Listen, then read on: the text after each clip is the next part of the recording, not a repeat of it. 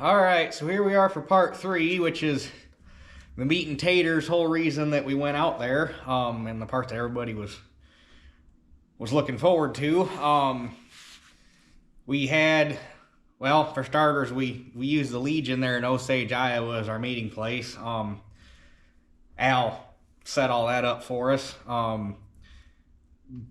Didn't really know what to expect. This wasn't an RSVP thing. It was just kind of a word of mouth. There was a newspaper article sent out must have been about a week and a half, 2 weeks beforehand. The local newspaper, I think it covers five towns around there, something like that. So basically that was our advertising for it. So didn't know how many people to expect. I figured if we had 5, we'd been doing good. And when it was all said and done, we had 39 signatures on the sign-in sheet, if I remember correctly.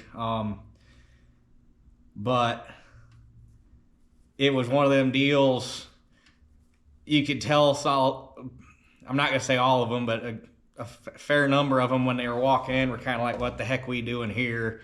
Didn't really know, or probably a little, I wouldn't say testy, but didn't really know what, I'm guessing they didn't really know what to expect. And we kind of got through the first group of guys that came up and talked, and basically I'm guessing at that point everybody kind of figured out what we were looking for and kind of how things were working out. And then basically after that first, it didn't even take all the way through the first group, probably about halfway through the first group, it was like herding a group of 20-year-olds. Like it was like them guys were 10 foot tall and bulletproof and young again and still working at the plant, and there was smiles on every single one of their faces and their eyes got young again, and it was just great to watch them guys do it, or to start recalling things. But there was, I'd say a dozen or so guys that showed up just to be there. They didn't get on camera and talk, although they were talking in the background, and they talked to me in person before and afterwards. They were camera shy. It's not that they didn't have any interest in sharing, they just didn't want to do it on camera, which is understandable. That's not for everybody. But it was a good time. It worked out real good. Kind of glad we didn't do the one-on-one interview thing, because I think that probably actually would have turned more guys off than anything. I think being up there in a group and having, basically it was like we had you'll see, we had the group talking and everybody else was sitting there listening instead of conversing in the background. So it was kind of like a panel and audience type thing. And guys, and there somebody'd mention a name of somebody that was well known around the plant, and everybody in the background start laughing or something. It was a good time. It was a good group of guys, lots of good stories, which you're about to find out. I had considered breaking this up into a couple parts, because obviously it's long. By the time I get this intro in and the outro, it's probably going to be over 2 hours. And I thought about breaking it up, but I'm like, nah, everything's going to flow better if I just leave it all in one piece. And that's going to separate the people that don't really care and the people that do care and want to see it. And I figure, if nothing else, you guys can break it up yourselves. Nobody said you got to sit down and watch it all in one shot. So, but it is well worth the watch. There's a lot of good stories. A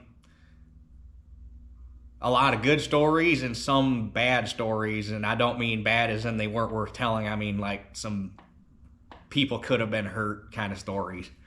But again, it's that stuff that, because most of what is being published about Oliver is not coming from employees, it's coming from like former management and that kind of stuff. There's not really much there's not really much for the regular average Joe that was just walking in the door, putting in his 8 hours and leaving.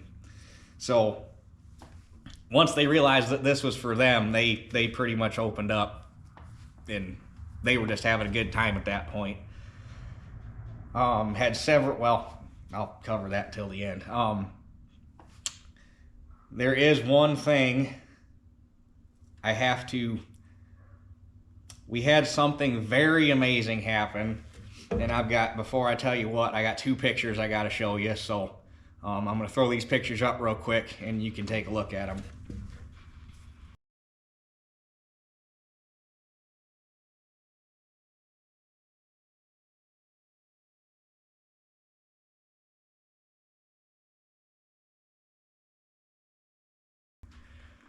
Okay, so that first picture you saw,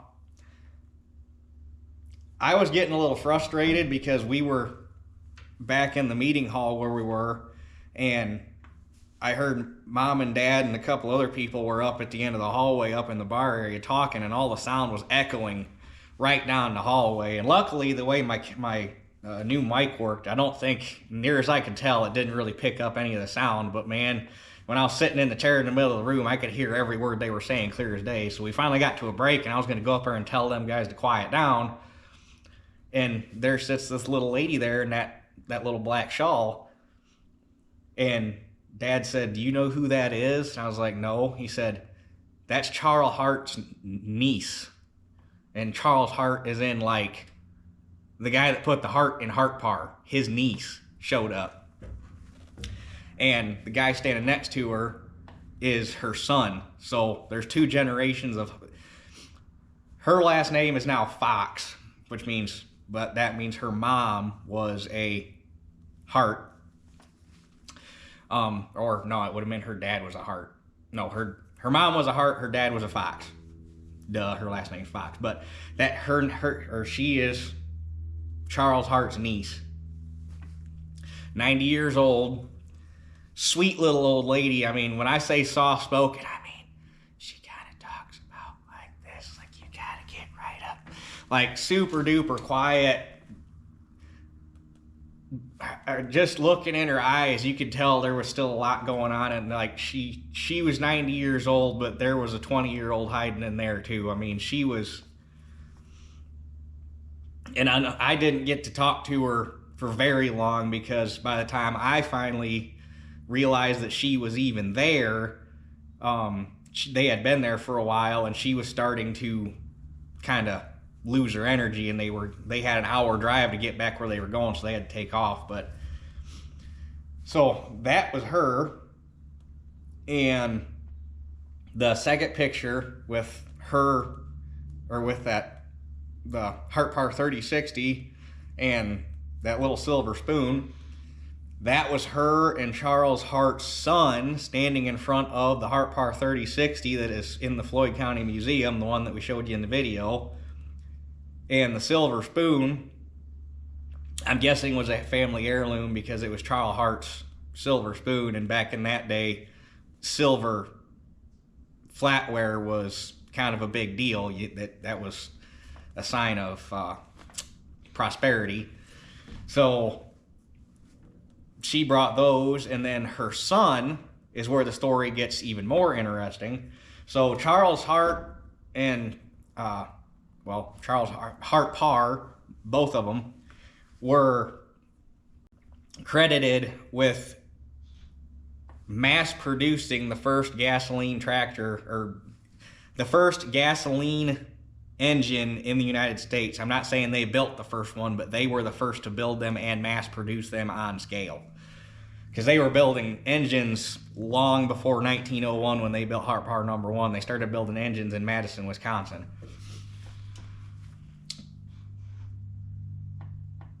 Dixie's son, her name was Dixie. I won't say her whole name, but because she had 4 names, and I forget what religious denomination that is. I know it's a thing with a certain religion because I got a buddy that's got 4 names, and it's his religion. I can't remember offhand, but anyway, her name was Dixie, and then her son worked for John Deere, ironically. And he was involved in building the last gasoline engine John Deere produced in the United States to put in a tractor. So you got a Hart on both ends of the gasoline engine, agricultural gasoline engine lifespan in the United States, which is kind of neat. Unfortunately, they did not want to be on camera, which is fine. Nothing against them. I think with enough prodding, I could get him to do an interview, which would be really cool because it sounds like he has a lot of good stories, both from his family and from working at John Deere as an engineer. Basically, the only reason he didn't want to is he said he gets nervous talking in front of people. But I think if I would have got him one-on-one in front of the camera, I think it would have been manageable. But like I say, they had to leave because they had an hour drive and she was starting to lose energy. And they didn't even know about what we were doing until just a couple days before. And basically, the whole reason that he brought her down, they were hoping there was going to be tractors there. Unfortunately, there wasn't.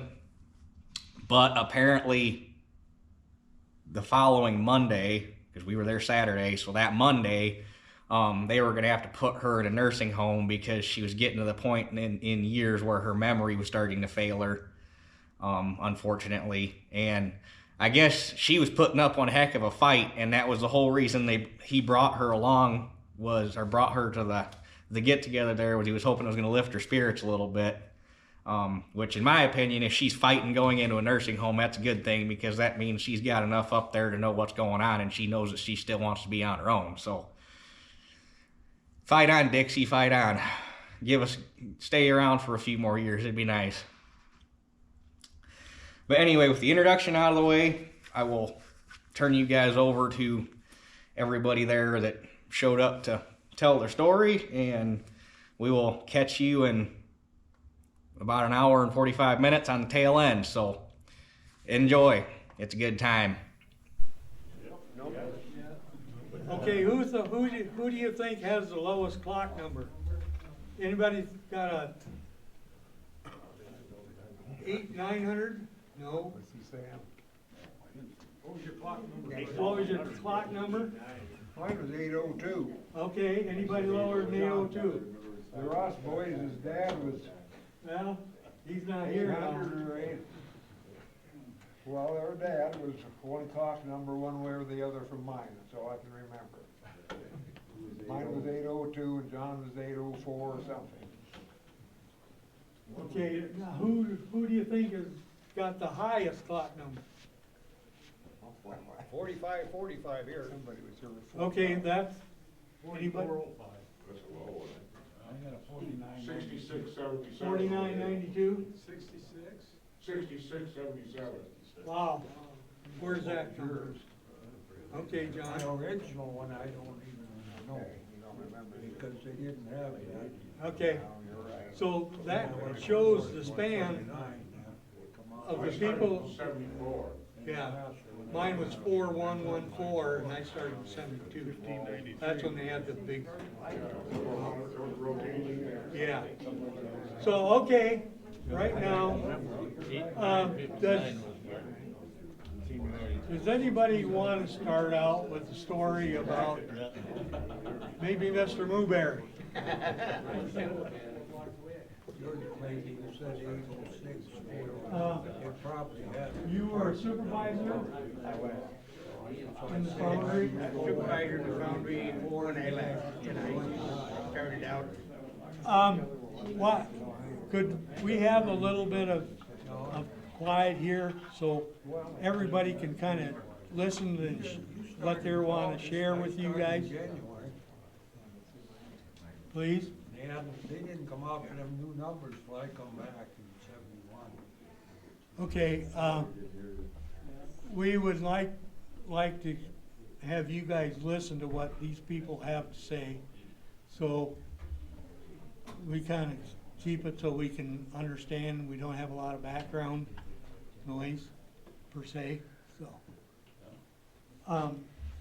As you were saying. Okay. Yeah. I worked several different jobs before I went on supervision. From probably one of the ugliest jobs there to work my way through different things to become a supervisor. Probably one of the most, I don't know if you want to call it memorable or scary or what. You might remember this. We had a shakeout there by what was that machine you ran? That cleaning machine. Wheelabrator? Okay. Well, and Foundry, everything had a nickname, and they had, the Herman over there made parts. And when they made Bud hubs, they could make them so fast we couldn't handle them. You know. And in the Foundry, it was a cardinal sin if you did something that stopped them from pouring iron. Their objective was to pour iron. And everything went into what we call hot boxes, and they go into storage till they cool. Well, we ran out of hot boxes, and my supervisor at the time told me to start emptying the hot boxes. And the shakeouts, they had put up all these rubber panels on them to help keep the noise down because it was quite loud. And I started dumping stuff, and we dumped one, or my trucker dumped one that was still pretty red when it dumped. And it caught these rubber panels on fire. And there was a 200,000 BTU or CFM or whatever dust arrestor over our heads, and it was sucking those flames up to that dust arrestor. And I tell you, every tie in the Foundry was moving. They were really concerned we were going to blow up the Foundry. And that probably is the most memorable thing I've got from my experience in the Foundry. There's a lot of other things, but that one really sticks in my mind. Okay, that's very interesting. And a lot of us are unaware of what happened in the different departments. You guys didn't have a lot of idea what was going on in one end of the machine shop or what was going on in the assembly line. And that's what we kind of want to share, is that these stories, you can get a lot of information and have fun listening to other people's stories. I see we got a young lady here. You want to tell her what your job description was and what When you I did? first started down there, the women didn't even have a bathroom. So we had to go into the office and go, Down by yeah, or else we human would. resources? Right, well, no, down in the Foundry there. Oh, Foundry, Yeah. okay, that's. And there was, the men's shower or bathroom wasn't too far from where I worked. I worked at Court Takeoff. And so there was one other girl there with me, and we'd stand outside the door so that, nobody would come in while we were there. But we did not get a restroom until I think it was like about 2 years before the plant closed. It's gone full circle Yeah. now, because But Guess what? I was in Court Takeoff, and I really enjoyed it. The guys are great to me. I mean, they kind of took me under their wings and said, this is what you got to do, this is how you do this and everything. I was a very little person, and I was taking 100-pound axles off in the axle line. carriers, yeah. Yeah, like 100 of them. One time, I thought I was going to get out of it. Well, I didn't, because one of my coworkers says, "We got to do it. You got to do it." So I did it. But yeah, it was. I loved my job, and I wish it was still there. That's all. And I have a 660 Oliver yet. My husband passed away, and my son has that now. I do have a picture of it. Yeah, and that was the first tractor I learned how to drive. Well, that's great, So, that's great. yeah, but we had a lot of fun down there, and like I said, the guys were all very good, very gentlemanly. So, Mr. Pettifish, Yes, were you an electrician by chance? yes. Worked in the Okay. Foundry, all 3 shifts at one time, Worked, started out in the factory through my apprenticeship, and eventually seniority puts you in the Foundry, and stuff. So mostly second and third shift. Okay. You have any memorable moments? Oh, there's probably a lot of stories there, but one thing that I think is worth telling about is toward the very end, when they made the announcement that the place was closing up, everybody thought that, well, somebody's gonna come in at the last minute and probably put a bid in, buy the place, keep running, because that's kind of what happened before they went through other bankruptcies and stuff like that. But when the liquidators came in, and there was 2 people, one guy was from Oregon and one was from Chicago, came in, and their job was to inventory all the stuff and start hanging tags on equipment. Now, we're still running production because we still had orders to fill and stuff, but meanwhile, they're out there, and these guys, they came into town in unmarked cars. They didn't tell anybody where they were living, because they were afraid to death that they were gonna get their tires slashed, or get, you know, so anyway, they were very, very quiet, defensive.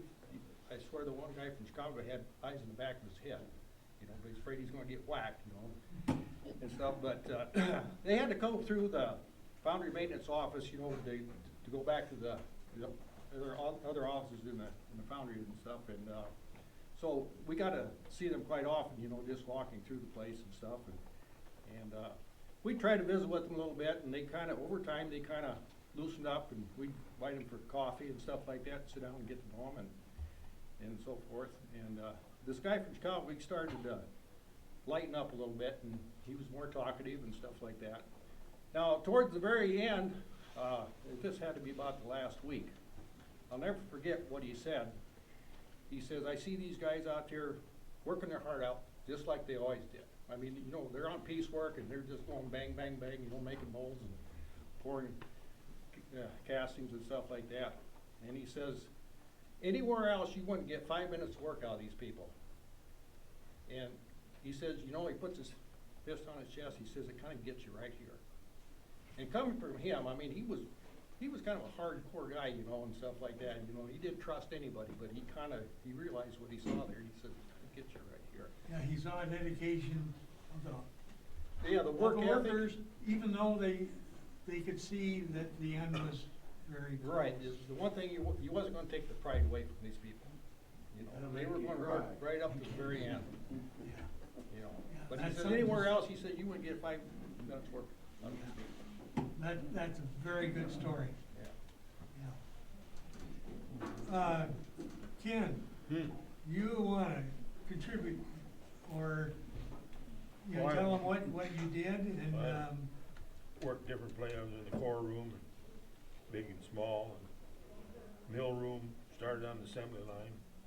I guess the big story I can remember in the core rooms, in the core room in 1970, and me and Wes Carter, we were tying up cylinder heads, which involved you put the water jackets all together to make a cylinder head core. And that oven blew up. It was just to the west of us. Wes and I were, the tram rail for the iron pourers went between us and that oven. The only thing that saved our hide is all that tin stuff wrapped around that tram rail. But of course, all the dust and dirt in that place came loose, and it was just black. You couldn't see nothing. You didn't know what it was. In fact, we weren't that far from the cupola, just figured that's probably what it was. We just waited for the iron to come running down. And I can remember Wes who had these little racks we kept our cores on, and he was scrambling trying to get up on one of them racks. You couldn't see him. But finally the dust started to clear just a little bit, and then of course it blew a hole in the roof, and it was raining like crazy, and water was running in all over the place. And they finally, management got their act together, people, and we got everybody gathered up and got us all out of there, and then sent us home. But that I won't forget that, because it was, you know, you're working along and all of a sudden, boom, you're home. And of course, the fact it was just black, you know, you couldn't see nothing. yeah. Was you there, Ray? Yes, I could contribute to that, because I was on the corner when the chain come around. I was taking off the base plate for the water jackets. Yeah. And anyway, the cupola was probably from me to that flag away. Yeah. And it was this overhead oven, drying oven, and the small pour room was overhead. Yeah. And there was two big doors on the end of it. Well, I was taking off these heads, and when that thing blew, it knocked me to the floor. And I tried to get up, and I ran into something, so I decided I was just gonna lay there until, see what's gonna happen. And I can remember the door. The last thing I remember was the door up on the dryer. One of the drawers flew right over my head. And it hit, I can't remember who it was on the electric furnace. It knocked him down. I can remember that all happened so quick. But when I went to get up, I looked above me, and the hoist that I was using, I don't know, wasn't a real heavy hoist, but that thing was probably 3 feet above my head, and it was bent right in the U. And anyway, I don't know if any of you remember little Docky or not. But when it started to clear, he was the first guy I seen, and he was coming down the hallway. He's going like this. And I looked at him, I says, "What the hell happened, Docky?" He says, "I don't." He was a little Dutchman. He says, "I don't know, but the son of a bitch, she blew."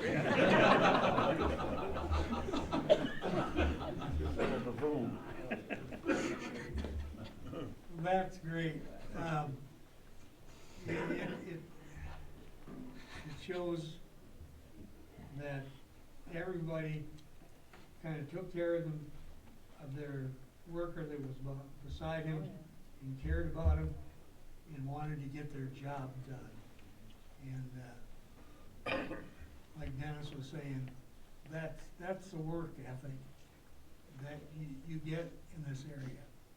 And you look at, even after the plant closed, everybody found something to do. And it wasn't the best situation, but everybody persevered and is here today. So, if anybody else got a story? Mr. M&R, maintenance and repair, you have something, a little anecdote? Yeah, my story is probably a little different than anybody else's here. I almost killed a man in the foundry, and it still bothers me at night. I was foundry maintenance, and I was taking care of the hand tools and the shot blast equipment in the cleaning room. And I was on a, what they call 3-shift time, I think. I had an 18-minute noon. I would come in at 12, have my lunch, and be back out at the cleaning room so I could go inside of the blast cleaning equipment and make sure everything was all right. And this one day, no different than any other, I went out and pulled the switches, put my lock on, put my tag on, everything I'm supposed to do. And I opened the doors on the big 6-wheel blast machine, went inside with my flashlight, was looking all around at everything to make sure nothing was wearing holes. And unbeknown to me, one of the cleaning room supervisors walked in behind me, and I didn't know it. And so I did my thing in there, and it looked all right. I walked out, slammed the door shut, pulled the handles down, and walked over to towards the panel. I took my lock off, my tag off, and I was ready to push the buttons to make sure it was going to run. And something in my mind told me no. Open the door again. And I stood there a little bit, and I thought, I don't know. So the more I thought about it, yeah, I better go open the door. Somebody's trying to tell me something. So I pulled the big handles, opened the door, swung it open, and there on the inside stood one of the day shift foremen in the cleaning room. And he was just as white as snow. That's really something when you're in the foundry.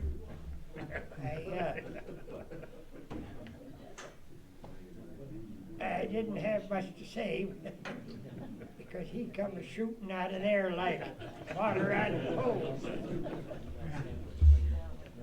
And so then I looked around in there to make damn sure there was nobody else in there. I shut the door and started it, and everything worked fine. Then I went on to something else, and it still bothers me once in a while. Yet today, what would have happened if I had have pushed the buttons and killed him?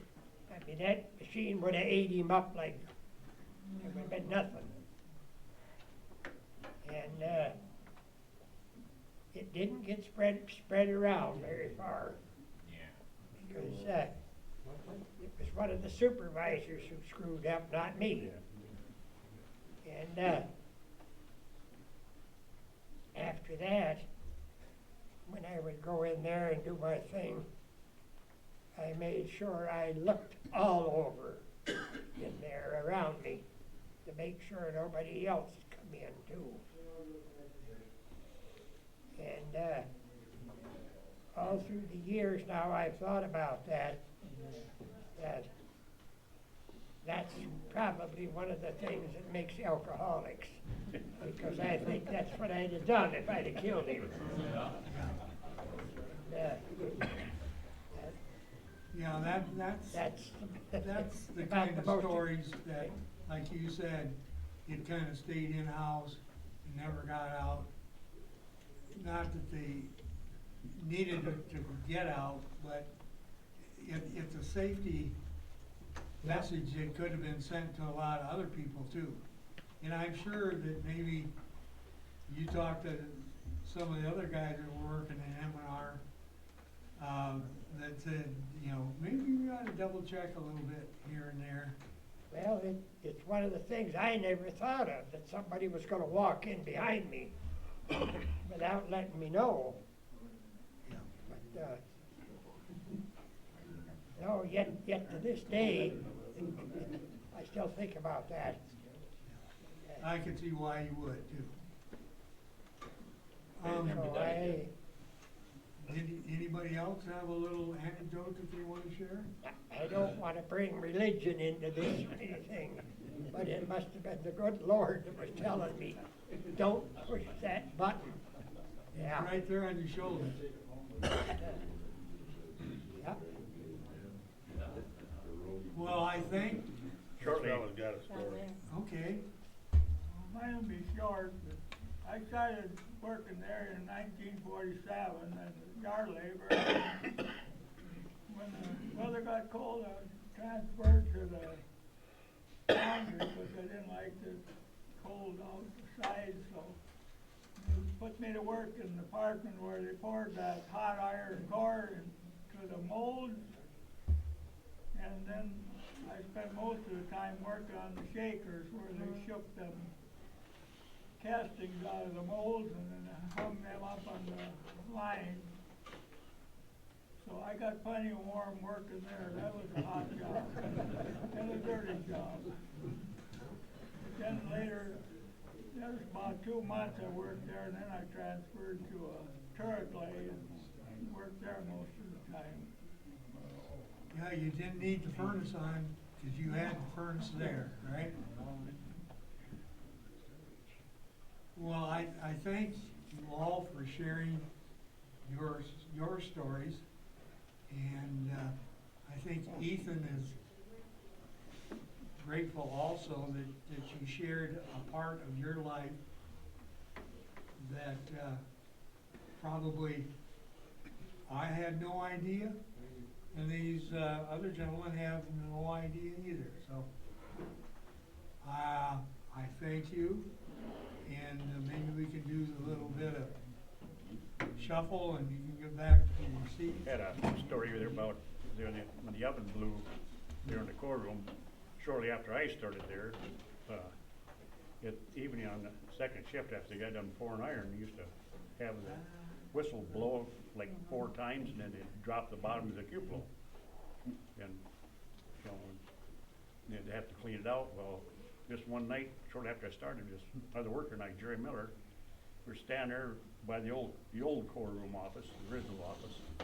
We're standing there and they kept blowing the whistle. Now, what, how come it's so much different the rest of the time, you know? And we just about ready to walk down there and see what happened. About that time, go whoom, and everything went black. I mean, total black. You couldn't see nothing. And we stood there for, I don't know, 10 minutes probably before you could ever see each other, and we were probably like this apart, you know. And all of a sudden, what the heck happened, you know? And all foreman come running around there and wanted to make sure everybody's okay and stuff. And we were right in front of this old courtroom office, which is a lot of glass roof and stuff. And we turned and looked, and all the windows were blowed out of that. And looked inside of it, it was all full of brick. Well, it was all the brick off that cupola. Well, they had a water line broke on that cooled that cupola. Well, they knew it was going to blow. That was what all these whistles, extra whistles were for and stuff. And it blew the doors right off that cupola at night. They dropped her in there and stuff. And I thought, man, you know, just shortly starting here, this is quite an experience to go through to start with. And after that, we paid attention what them whistles blew. That's what you call starting with a bang. Yeah. Wasn't there a young guy killed back at the cupola? What's that? Wasn't there a young guy killed back at the Yeah. cupola? Yes, there was. Not at that particular time, though. I think it was an air tank that Yeah, exploded, yeah, yeah. right? Yeah. Larry Maracek got killed there. Right. Back then. About 72 maybe, I think. Yeah, Yeah, something like later than that, I that. think even.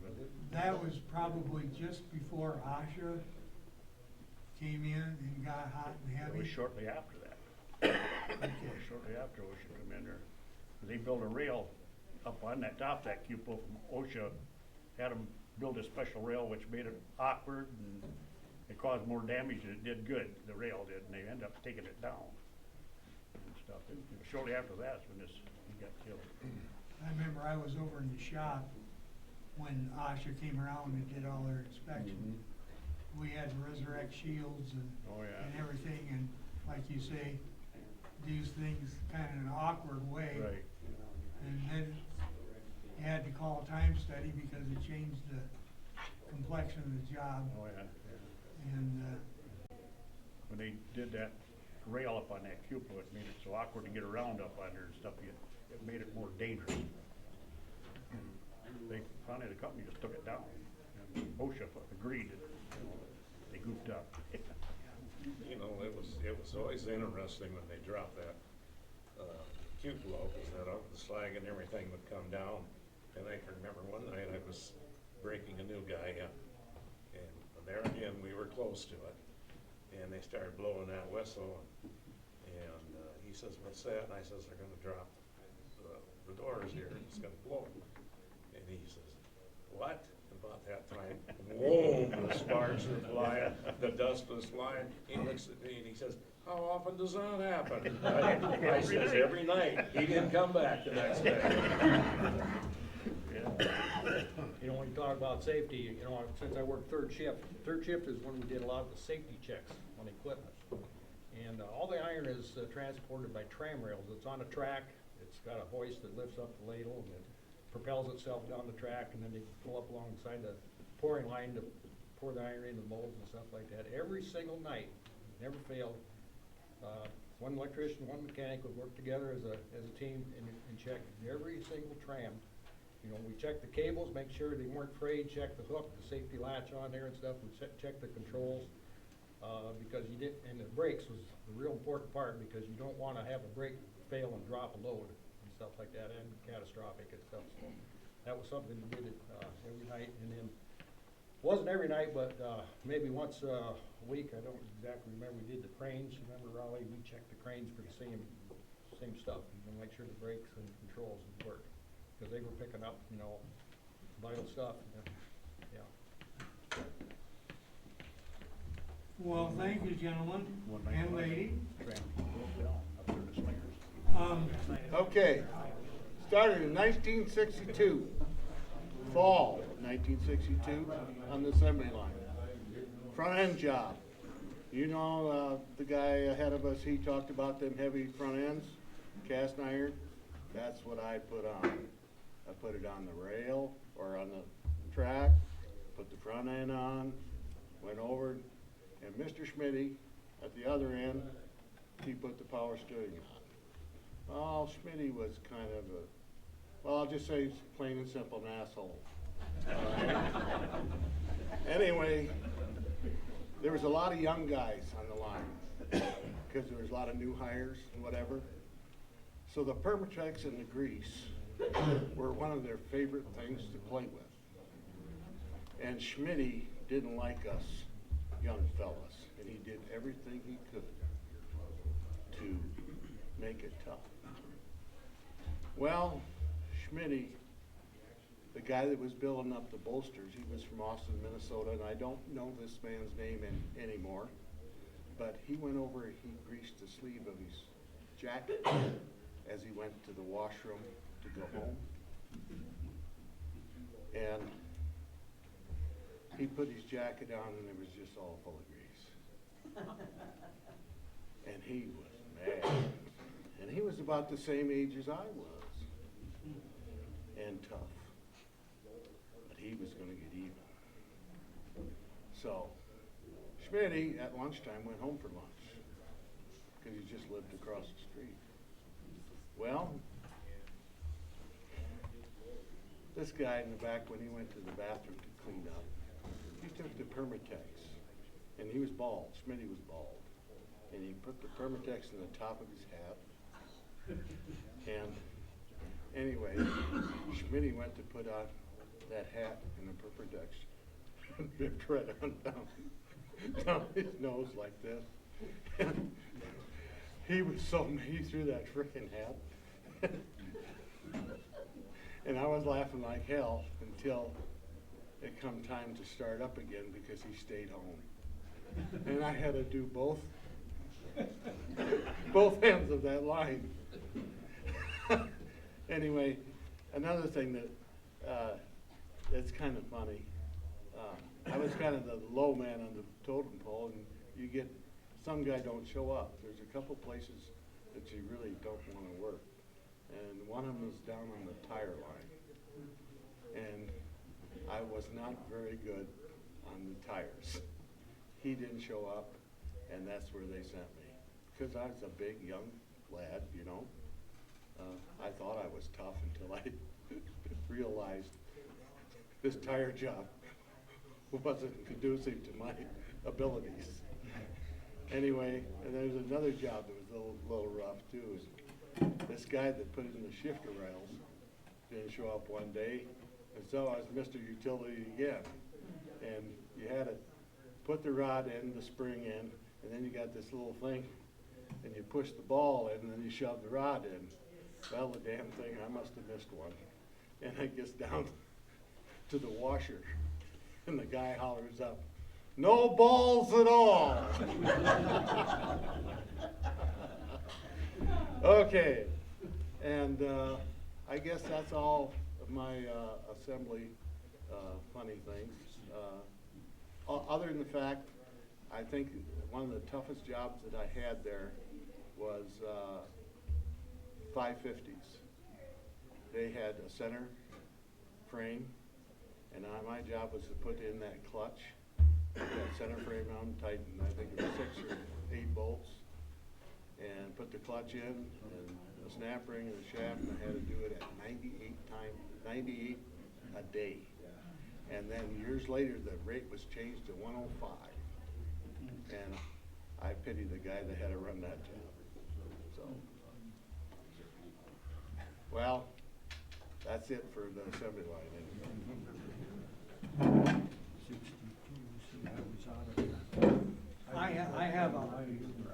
I have a little story about the assembly line, and it deals with Bill Coyfe. He's back here somewhere. Being a green supervisor,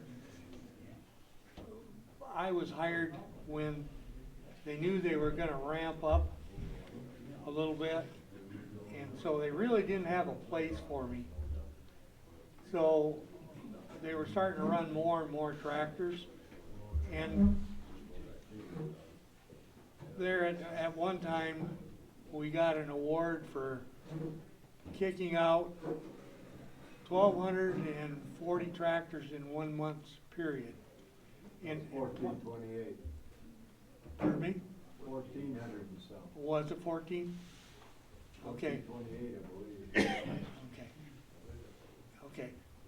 That, I believe that, and part of it, Stickers that we used to put in our lunch boxes. yeah, okay. They had, part of those were the 550s, and like Greg said, they ran 100 plus a day. And you had to be on your toes, because if you step on the conveyor to do something, you stepped off quite a ways from where you started out. My story about Bill was when I was kind of doing a little bit of main assembly line supervision. Everybody knew what their job was, but every once in a while, either a hydraulic line would be loose, or there would be a screw that needed to be tightened. So, seeing how I could fit a 6-inch crescent wrench in my back pocket and put a screwdriver in the other pocket, I'd go along, and if on the correction sheet, if there was a fault on it, I'd go correct it and just put ARS on it. Well, Bill Coif was on correction there in the assembly line, and it comes down to him, and he's saying, "Who is ARS? I don't know anybody like that." So he finally figured it out, and he came up in a friendly way and said, "You know, you're not part of the unit, so you better keep that wrench and screwdriver in your pocket." So, rather than cause a bunch of problems, I kept the screwdriver and crescent wrench in my pocket. I'll turn it back to Mr. Pettifat, since he has a little Well, ditty for I us. was previously here as a Foundry rat. That's where I spent most of my time, but when I first started, that was in February of '73. They didn't have a opening in the maintenance department at that moment, so I said, "I'll take anything you got." So they sent me down to the end of building 8, I guess would be the assembly line. But it wasn't on the assembly line, it was in the Allied line, and where they built the 263 industrial tractor. Now, everything was just go, go, go. The assembly line schedule was just booked up solid with farm tractors, and they didn't have any place in the schedule for these 263, so they decided to build them up in a stall. So they set up 3 stalls, 2 people working in each stall. And that was where I was supposed to start out with, to work in one of these stalls. Never been done before. This is a startup from scratch type of operation and stuff. So how do you start? Well, somebody had to fill up the parts bins on each side of the stall, you know, with parts and stuff like that. There was 3 sawhorses, and we started out with a frame from the welding shop, because everything was built onto this frame. You know, everything was bolted on, you know, the transmission and the engine and everything else onto this steel frame. We didn't know how to put this thing together. We were all new to this and stuff. Well, let's get somebody from the assembly line that knows how to do this. So they went over and they got a hold of a guy named Freddie Ennin. And so he comes over, Freddie says, "Well, he's Freddie, I don't know if you knew Freddie or not, but he still had a pretty thick German accent, right? You know, he said, "I don't know how to put these tractors together. All I know how to do is put a few parts on, you know." So all we had was a parts manual, and we had another tractor to look at. And so we looked at the tractor, we looked at, okay, let's put this on first, and then next. We started out with a transmission, which was a sub-assembly, but it wasn't complete. We still had to put the axles in there, slide the bolt gears on, and then bolt it onto this frame. And then the transmission cover was next. We had to set that neutral switch in there first and get the top put on there and stuff. And then from there we went to the engine, the reverse torque drive, radiator, so on and so forth. I mean, this took forever. It took us, Freddie and I, 5 days to put this first tractor together. And the next tractor went a little faster. And the third one went a little faster yet. And eventually we decided, well, hey, this is working out pretty good. We could put one together in 12 clock hours. In other words, 1.5 shifts. 24 man hours. Maybe we can go on piecework. So we got a rate established and we went on piecework. But that didn't last very long because we lost our parts chaser and we had to go out and find our own parts. So, okay, this isn't working good, let's go back to the day rate. So that's what we did. But that was kind of an interesting, well, not only that, but, oh, it never ended there. We had to go down to the end of the assembly line to get our tires. We roll them up the alleyway, you know, and put the tires on.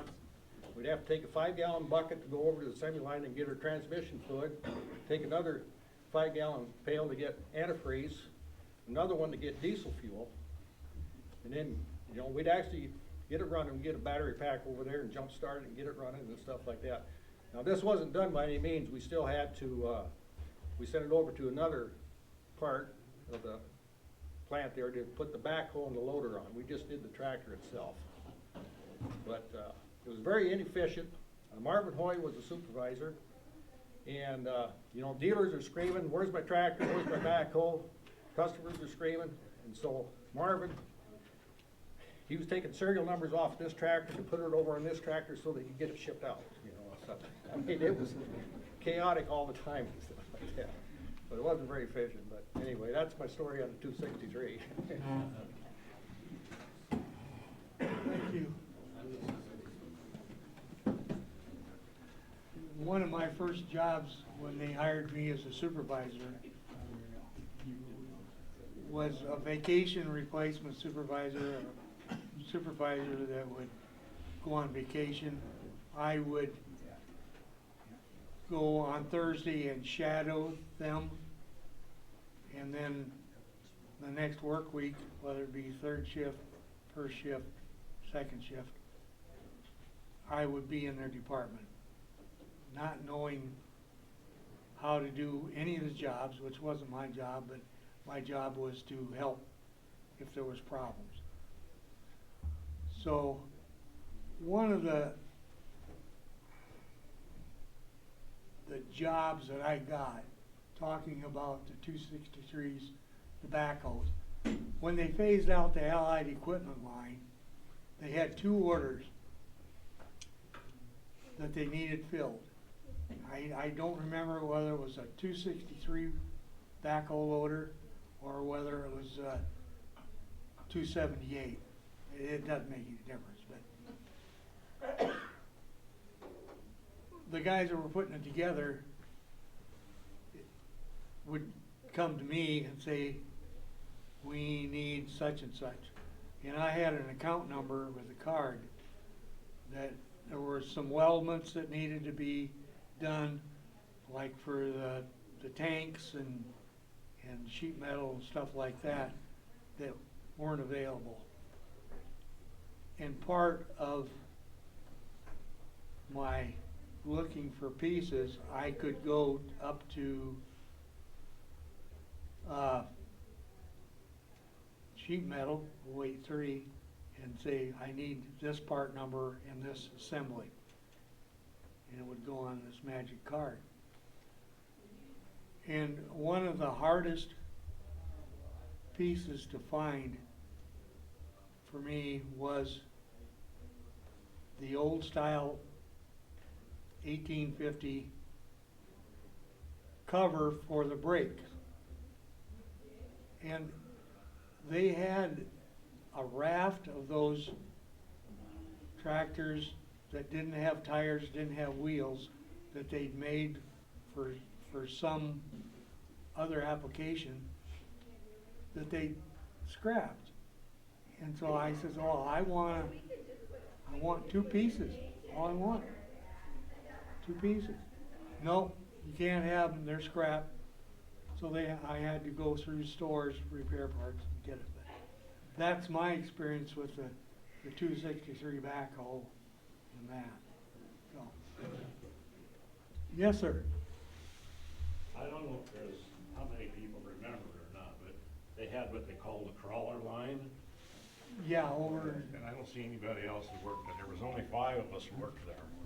And on that crawler line, what they did is they took the old OC4 crawler line, or the track, and undercarriage, off the cat, or the old cat.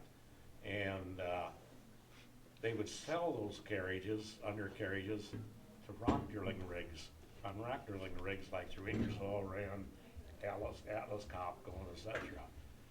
Well, I can remember one time when they came out and they congratulated us because they said there was $3 million in sales off of that, 5 of us. And they said it was $1 million profit. Well, we were pretty happy about that. Next week they came out and said it was shutting it down because there wasn't enough profit margin. Honest to God. But true.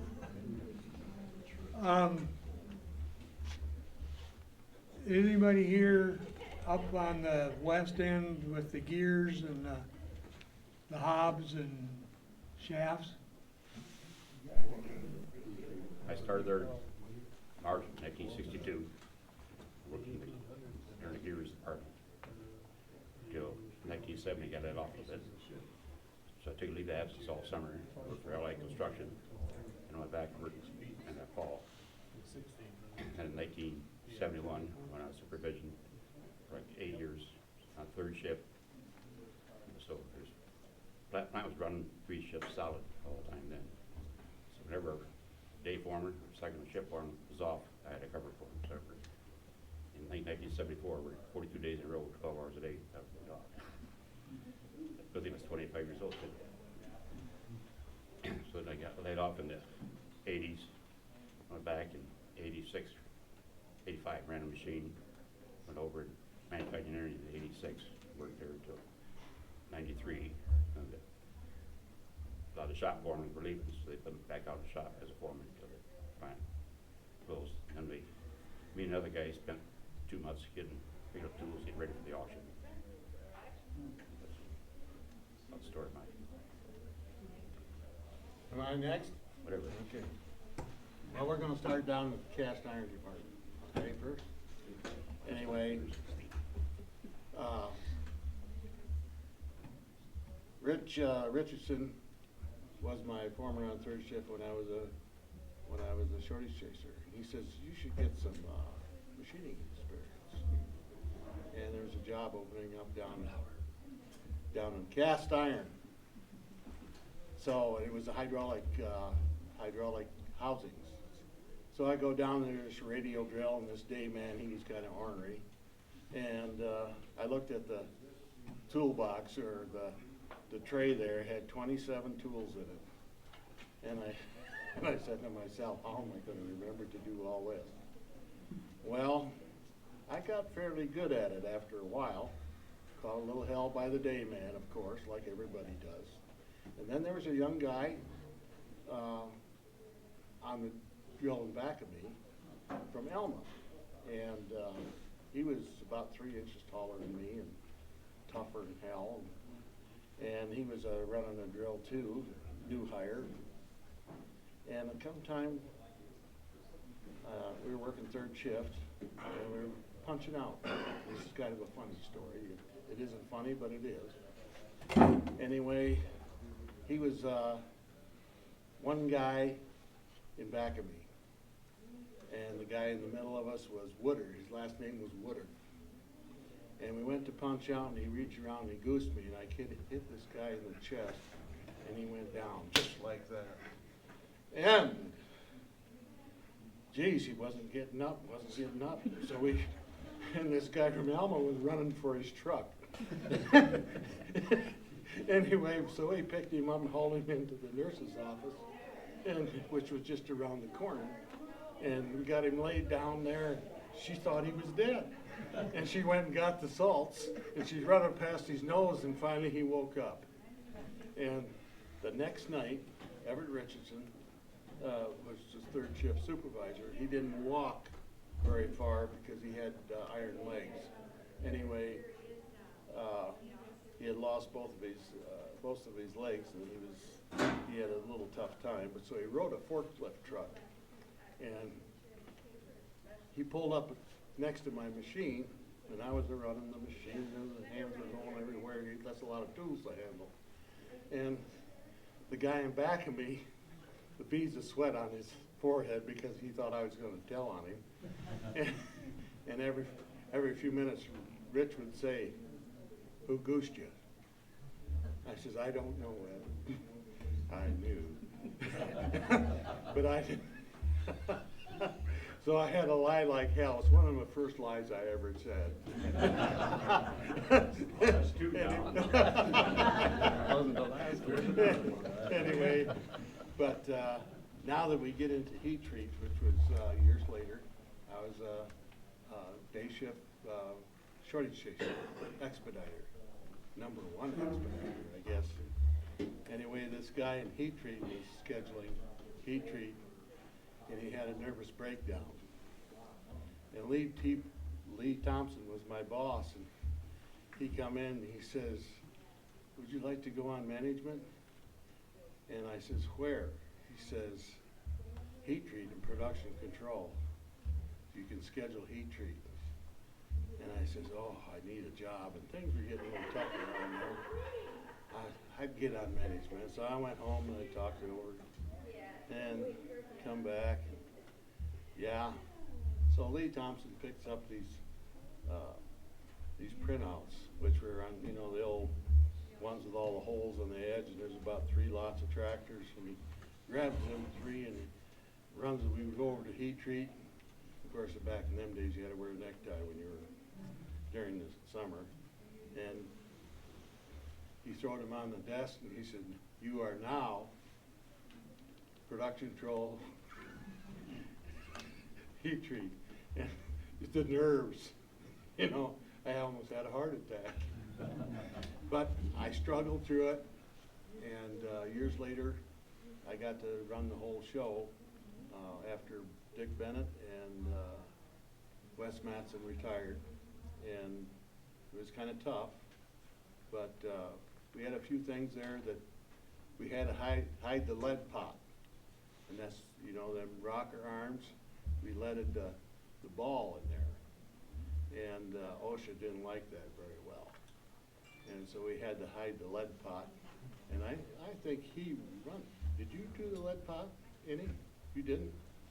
I thought maybe you did, but you're not confessing anyway. You helped Jerry Trask fill out his time card? Huh? You helped Jerry Trask fill out his time card? Yes, I did. But anyway. We would go over there and watch him fill out his time card and take about a half hour, and he'd keep erasing me right down, and erasing me right down. Oh, So that was a thing to do. but some of the things that happened over there that one time Jim Rezabeck, I love his soul anyway.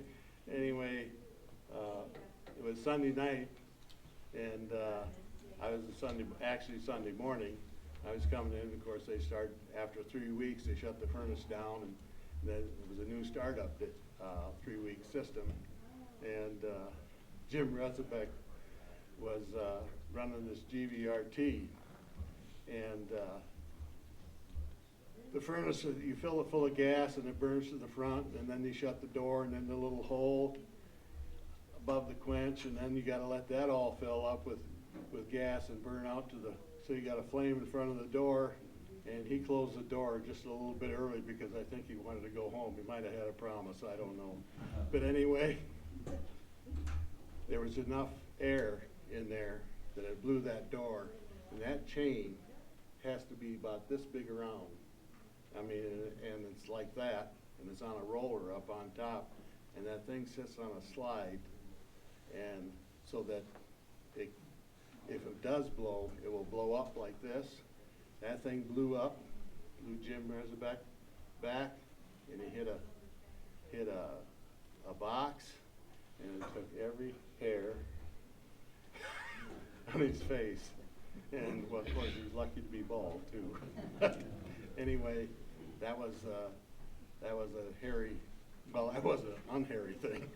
But anyway, and another thing, whenever we had a storm and heat treat was a bomb.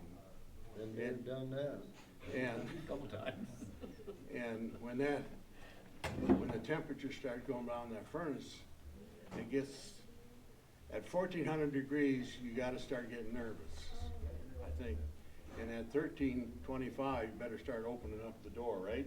Am I close to that? Yeah. Am I close? Well, it runs Okay, at 1750. Yeah, you're running 1750 is what you're running.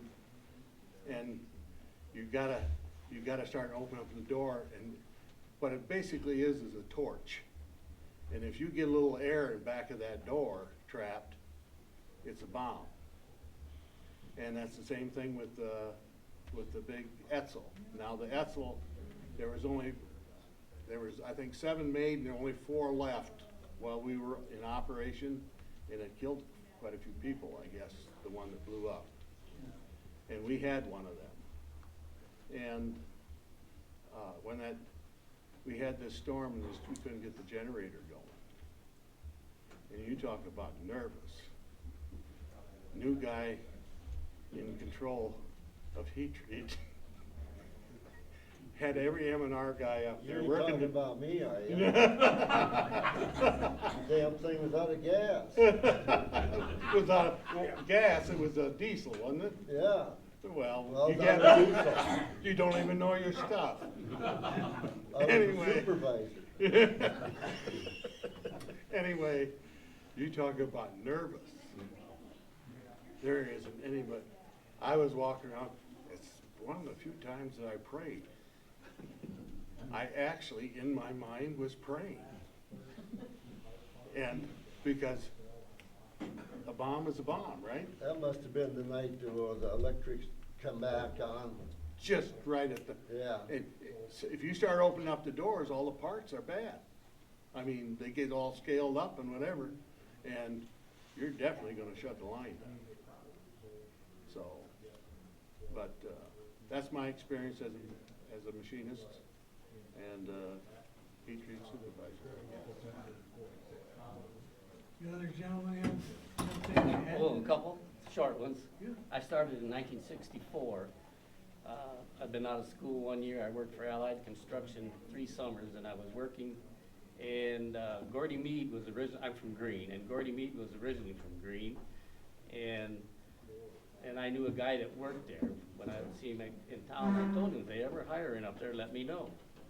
So he come home and he said, Gordy Mead stopped by and talked to me on my machine, and he said, send that young man up here, because they're gonna be hiring here shortly. So I went up, took a day off work, and I go in the personnel office, and there was about 8 guys in there. It filled it out, and John Culberson come and got me, and he said, you come with me. Well, Rosemary Ozier, you guys might have knew her, she's my sister-in-law, and Gordy Mead knew this young man from Greene might be coming up, I thought. He says, you come with me, and I said, well, I'm going to the top. So we go in the nurse's office, he put me on the scales, and he says, you're too light. We don't hire people at your size because of back problems.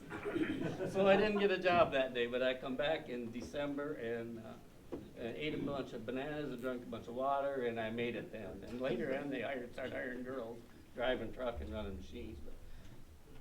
But then I worked everywhere. I worked about 8 months, and I was drafted into the Army, so I was gone 2 years, and I come back.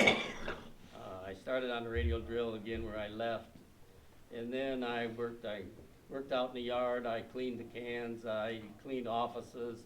I done just about every job. I was in the foundry, small core room, big core room, and I got a job in heat treat. Nobody knew how. I'd done that, but I had quite a few years, but no classifications. But anyway, I got in there and I worked about 8 months and got laid off. And I went back into the foundry and everything again. And anybody know Ron Scheffner? Yeah. Okay. He was in the foundry pouring iron too, and he had a class in heat treat. He come up to me one day and he says, there's a job on the board in heat treat. He says, you bid on it, and if you get it, I'll stay down here in the foundry. And if you don't get it, I'll just bump out whoever gets the job. And I got the job, and he stayed down in the foundry for another 2 or 3 months before they put some more guys on. And then, but by the time he come up there, I was a supervisor in heat treat. cause I worked for Jim Jordan on second shift. And I started that damn generator a couple times, and I had furnace doors blow open in the storm, every lightning storm you had to put the lights out or something. It was quite a deal, but, that was some of and Freddie Annan, who worked with Freddie Annan? You think working with him was a job? Ride to work with him. In the winter time, that was something else too. But, no, and I worked there, I had a total of 18 years in, and counting my military time also, and worked in the foundry in the shop, and I never could run a machine. I don't know how they did it. I would measure and check and everything. It was always wrong. He couldn't reach the controls. Well, that was one of the problems too.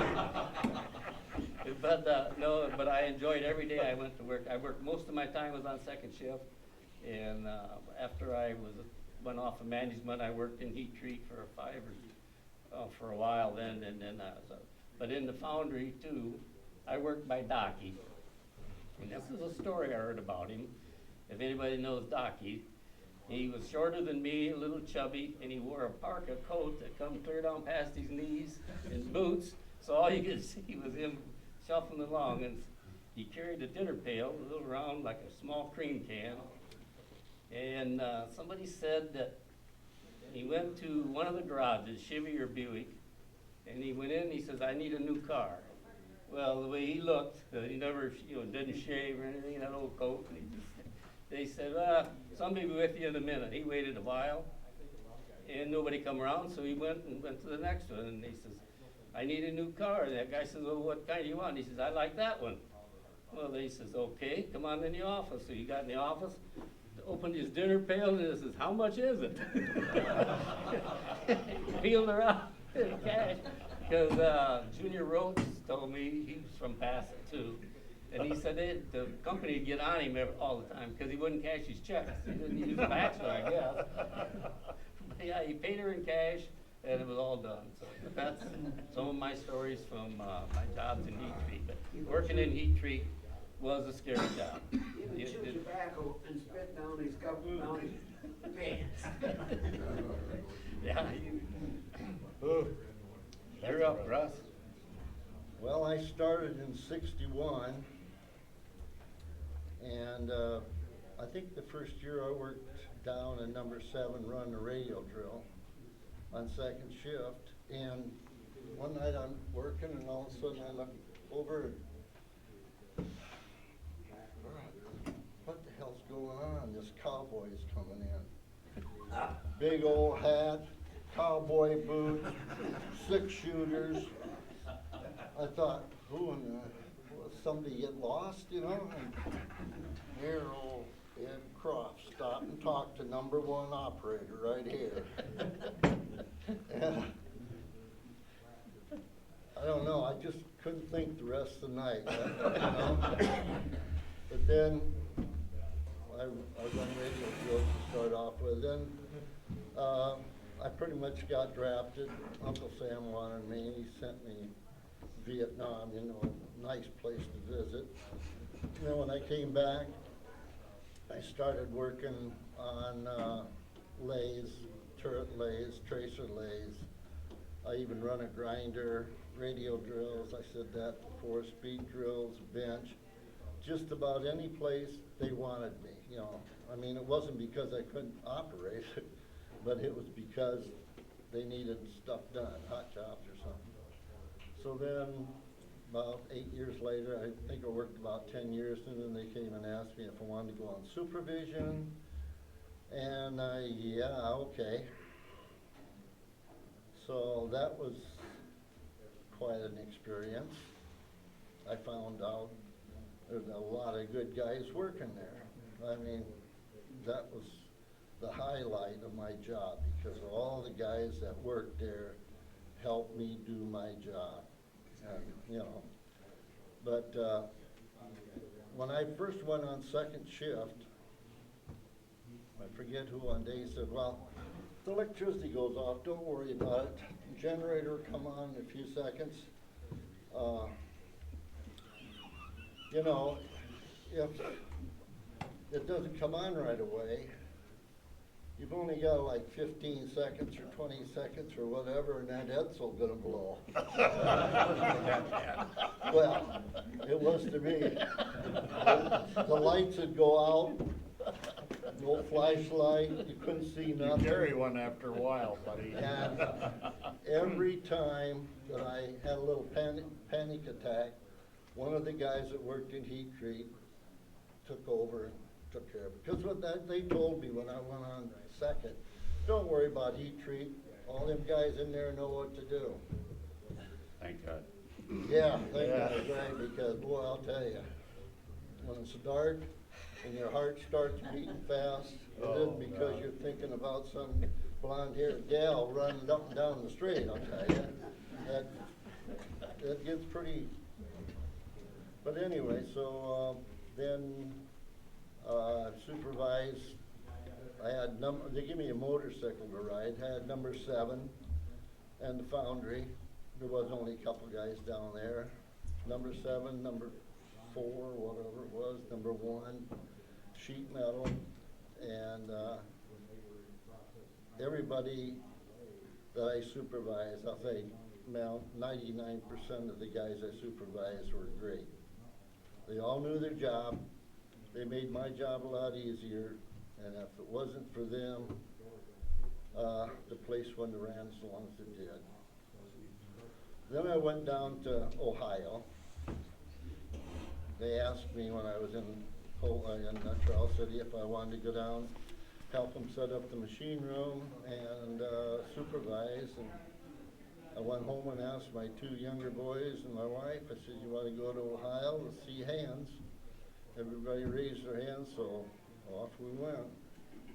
Worked down there until about, what was it?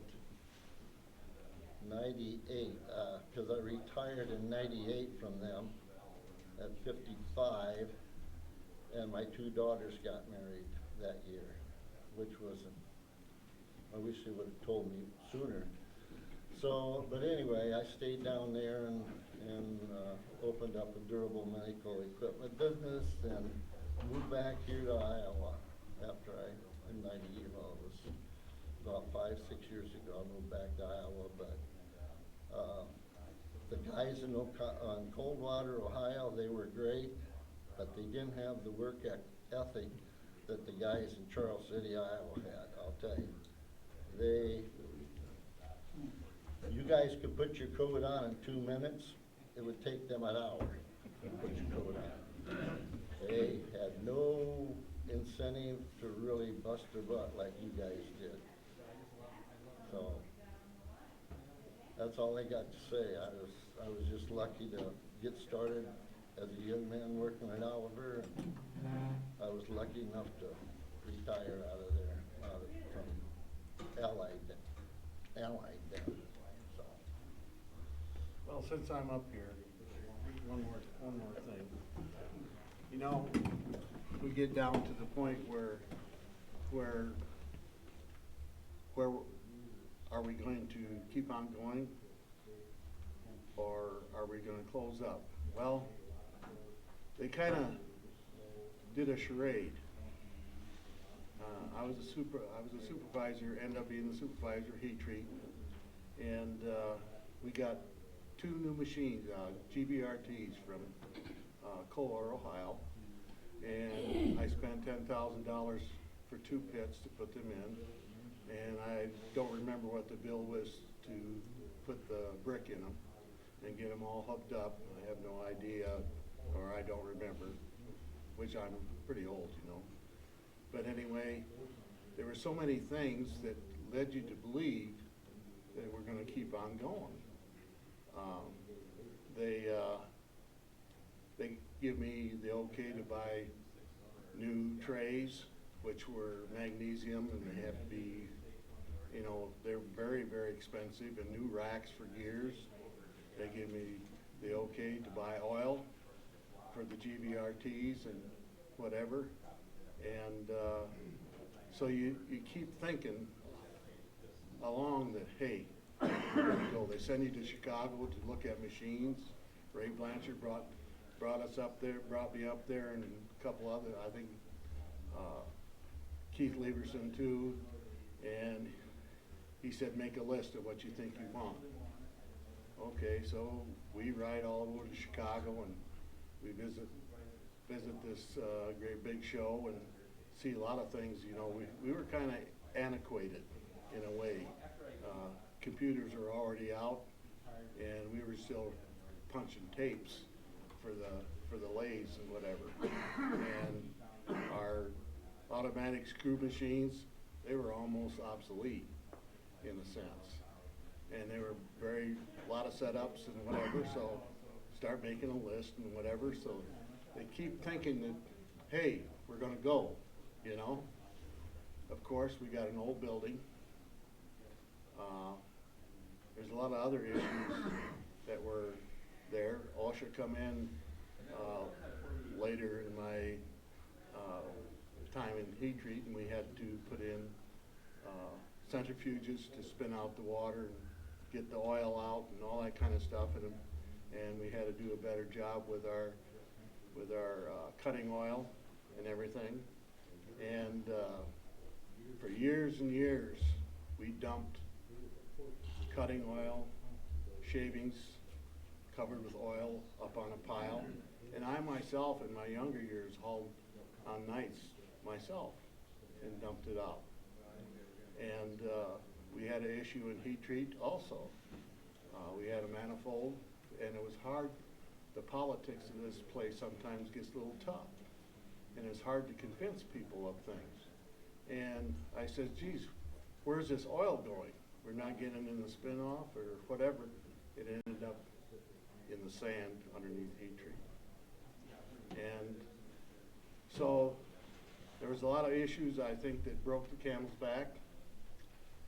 Me looking at it, not saying that that was the only one, but it makes sense. We used to clean out the plating tanks, which I was in charge of, and they, in the end, we had to spin that out. Well, for years, they used to just dump it out in a pile. They put it in the slop bucket, and it went out in the yard, and just tipped it up and brought it back. And that's some of management's fault, in a sense. But that's the way things were did back then. So that's the end of it for me. Thanks for coming.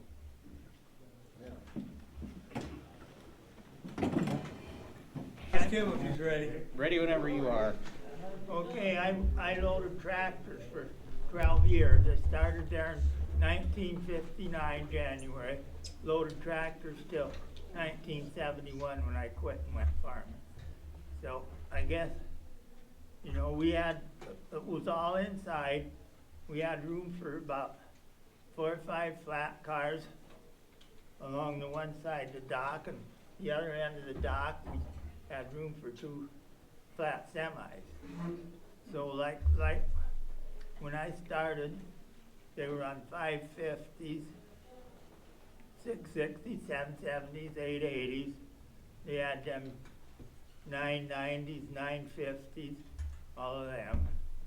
By the time I was quitting, it was the 55 series, like 1755, 1855, all of them. Well, like say 1850s, I'd put 6 of them with wide front on one 60-foot flat car. You back one on, take one wheel off, back the other one on, take one wheel off, get them all interlocked like that. Like say 770 and 880 Olivers, if they had narrow fronts, you get 5 of them on a 40-foot. The trailer trucks were 40 foot then.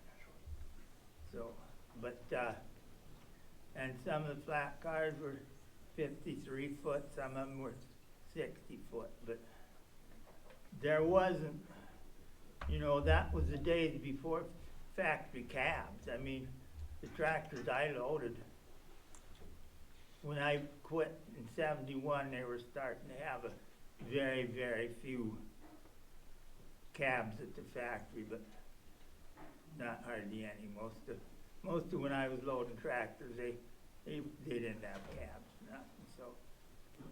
I mean, there ain't a lot to say about loading tractors, but you had to know what you were doing, or you would be running out of room before you, one more tractor to put on, you were out of room, you know, so.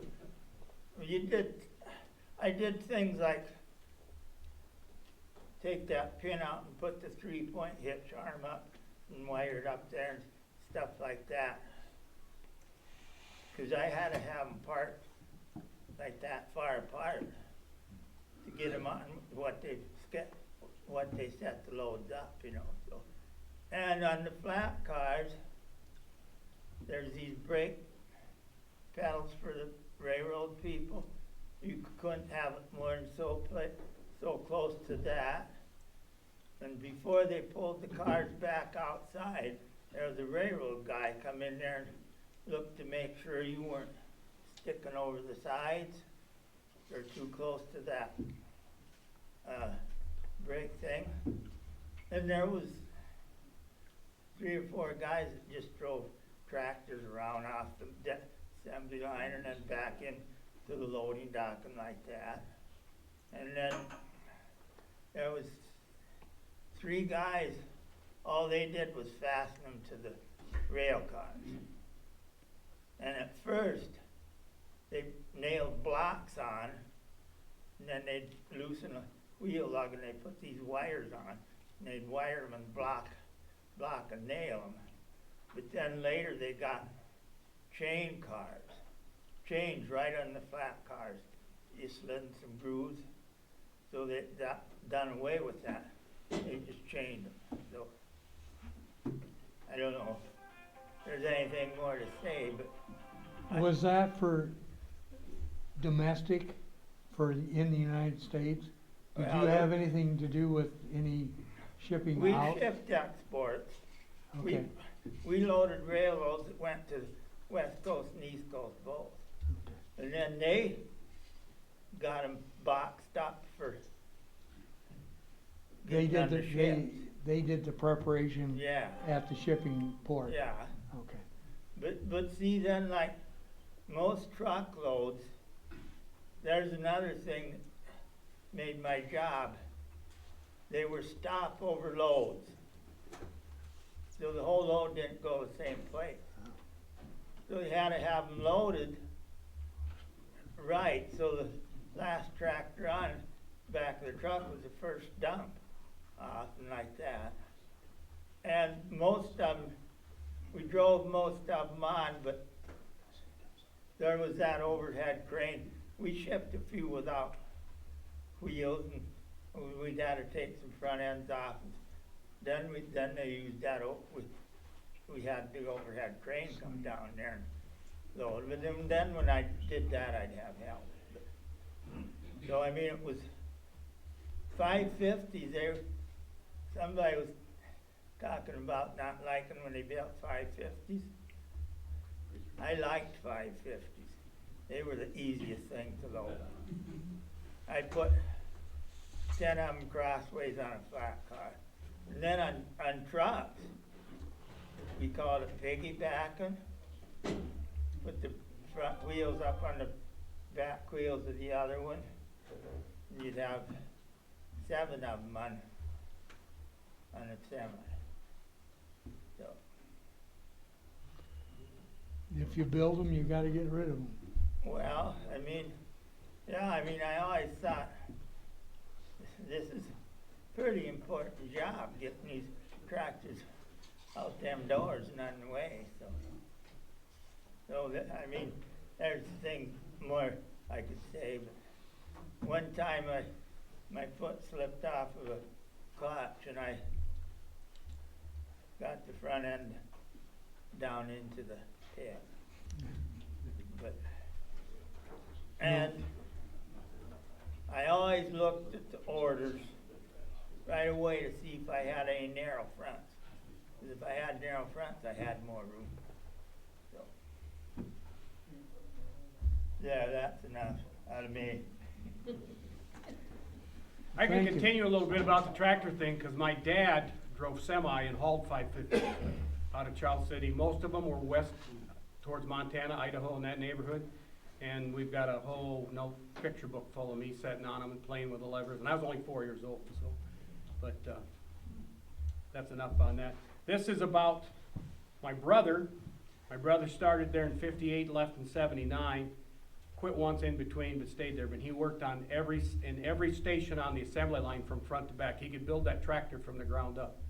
And he proved it because he ran a repair shop from 4 o'clock in the afternoon till midnight, back at the Oliver at 5:30 in the morning the next day. He did that endlessly for customers and so forth, and he loved working on Oliver tractors.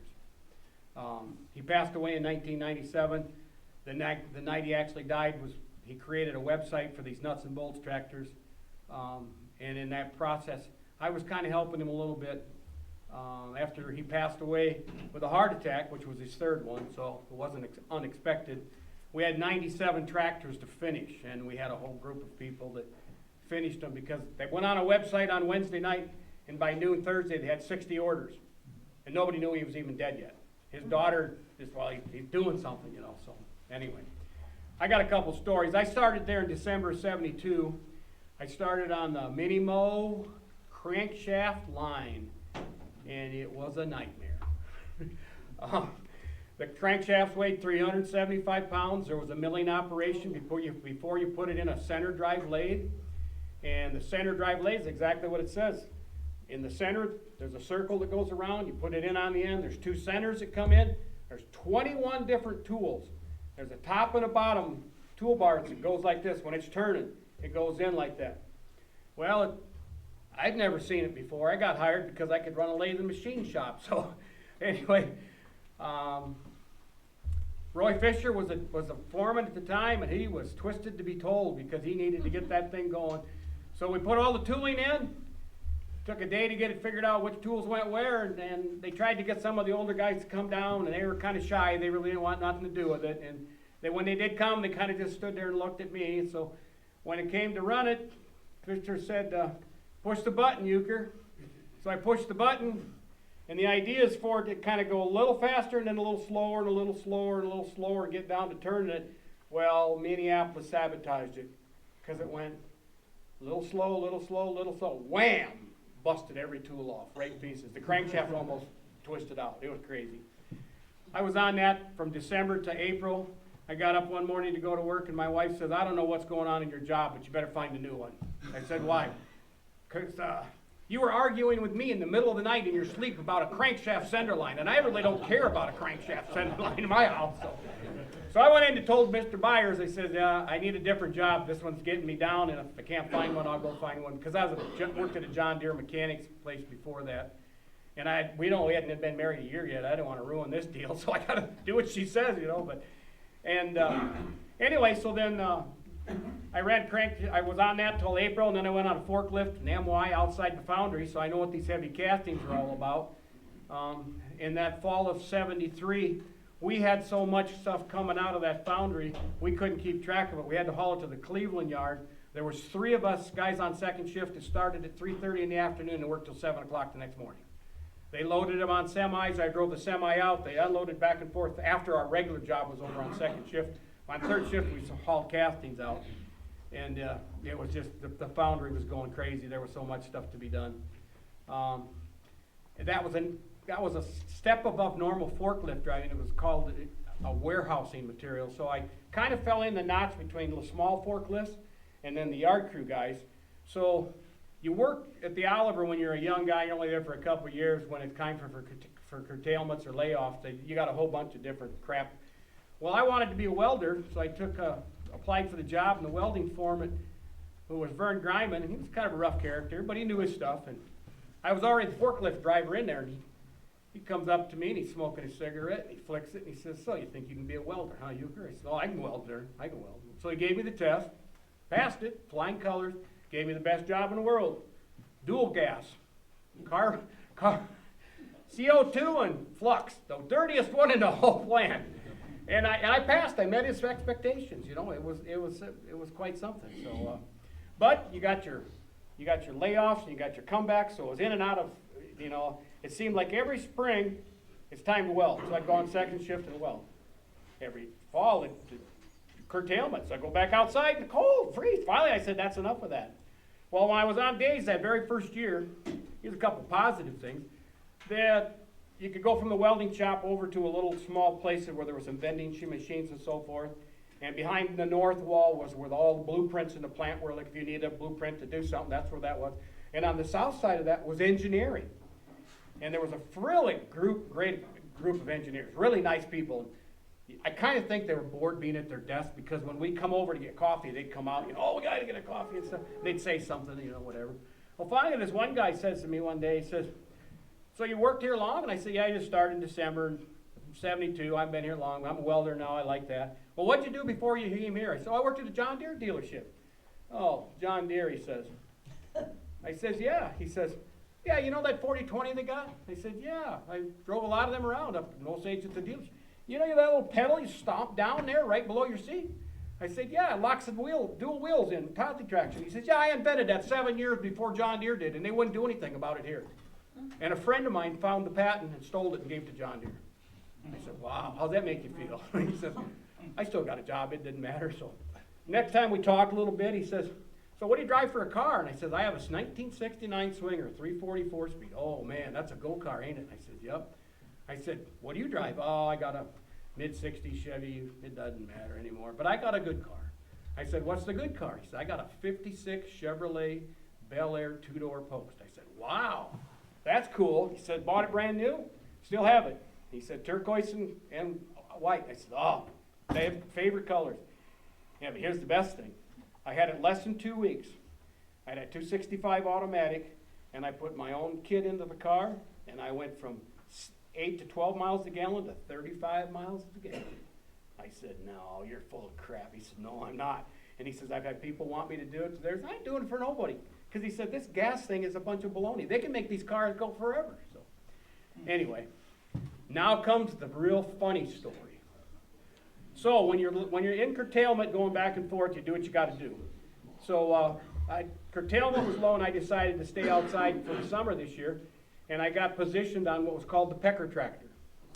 Pecker tractor hauled tires in.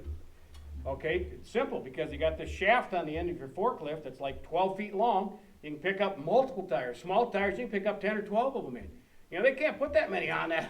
So you go out to the yard, you get them, you come in, you dump them, you go out and get the other ones back. So we went into producing four-wheel drives. Now there's not those little ones, it's just big ones. I could fill the whole lot up in an hour and a half, and then I had like 3 hours, so what am I going to do? There's no trucks coming in, whatever, so this involved a bunch of people. One was named Dean Ryden. He was a big supervisor on the end of the assembly line. Skip Ward, who was the paint mixer. Bob Voights, who was the man that drove the 263 drive that brought in rims and so forth, and I'm the pecker tractor man. And then there was two other tractors, a 244 and a 263, that rolled parts down from one into sheet metal, whatever. So my tractor looked really gutty. Man, the wheels had been painted and everything. So I walked up to Skip one day and I said, can we paint my tractor? I ain't painting your tractor. Can you paint? I said, yeah, I can paint. Well, what do you want to do? I said, well, I got like a couple, 3 hours. I can get all my work done in the morning. I can spend the afternoon taping it up, painting it, whatever, get it done. He said, I'll go ask Ryden, see what he could do. So he went, that's his boss, Dean Ryden, and he went over. Ryden come over, he says, so you think you can paint, Euchre? Well, have Skip give me a test. So I went in there, started painting the side of an industrial tractor, and he said, yeah, he can paint, let him do it. So I painted the silver one, mine, and then Bob Voight steam cleaned his and put his together and taped it all off, and next time I had an open time, I painted his in the afternoon, because it was like a 7-day run of these tractors where it was kind of slow. And then there was another fella drove a 244, and that's what it was, two-wheel drive, 44 horsepower forklift tractor, really old-fashioned, no automatic. Like the 263s had hydromatic pedal pushing, and his name was Marv Chapman. Nope, don't want mine painted, works just fine the way it is, I don't care. It's got a green fender, yellow hood, whatever. Well, the other fella said, mine looks pretty crappy, I want mine painted. You gonna paint it for me, Euchre? I said, you tape it, steam clean it, Ryden approves it, I spray it. I said, okay, so we got all that done. It's in the paint room. I'm ready to paint it. I start pulling the trigger to see what the hell's going on here. I said, are you shitting me? I told the regular painter was in. I said, go get Skip. Skip comes in. I says, you okayed this? I didn't okay anything.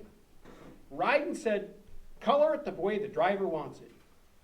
Cranberry red. The interior of the four-wheel drive. And it's butt ugly on a forklift. I spent the whole day painting it, getting it all done. Everything was looking good. Man, I'm great. I got a silver one, a yellow one, a cranberry one. Everything looks great. I went home. The next day, the driver went down, pulled all the tape off it, got in it, went up to number one, started bringing parts down. People are going, what the hell is that? They're going, ask Euchre, he painted it. No. I was just doing what I was told to do. So it went from, my foreman was Steve Hilson, his boss was Doug Larson, and his boss was John D. Culbertson. And he was the big man with everything to do with maintenance in that plant.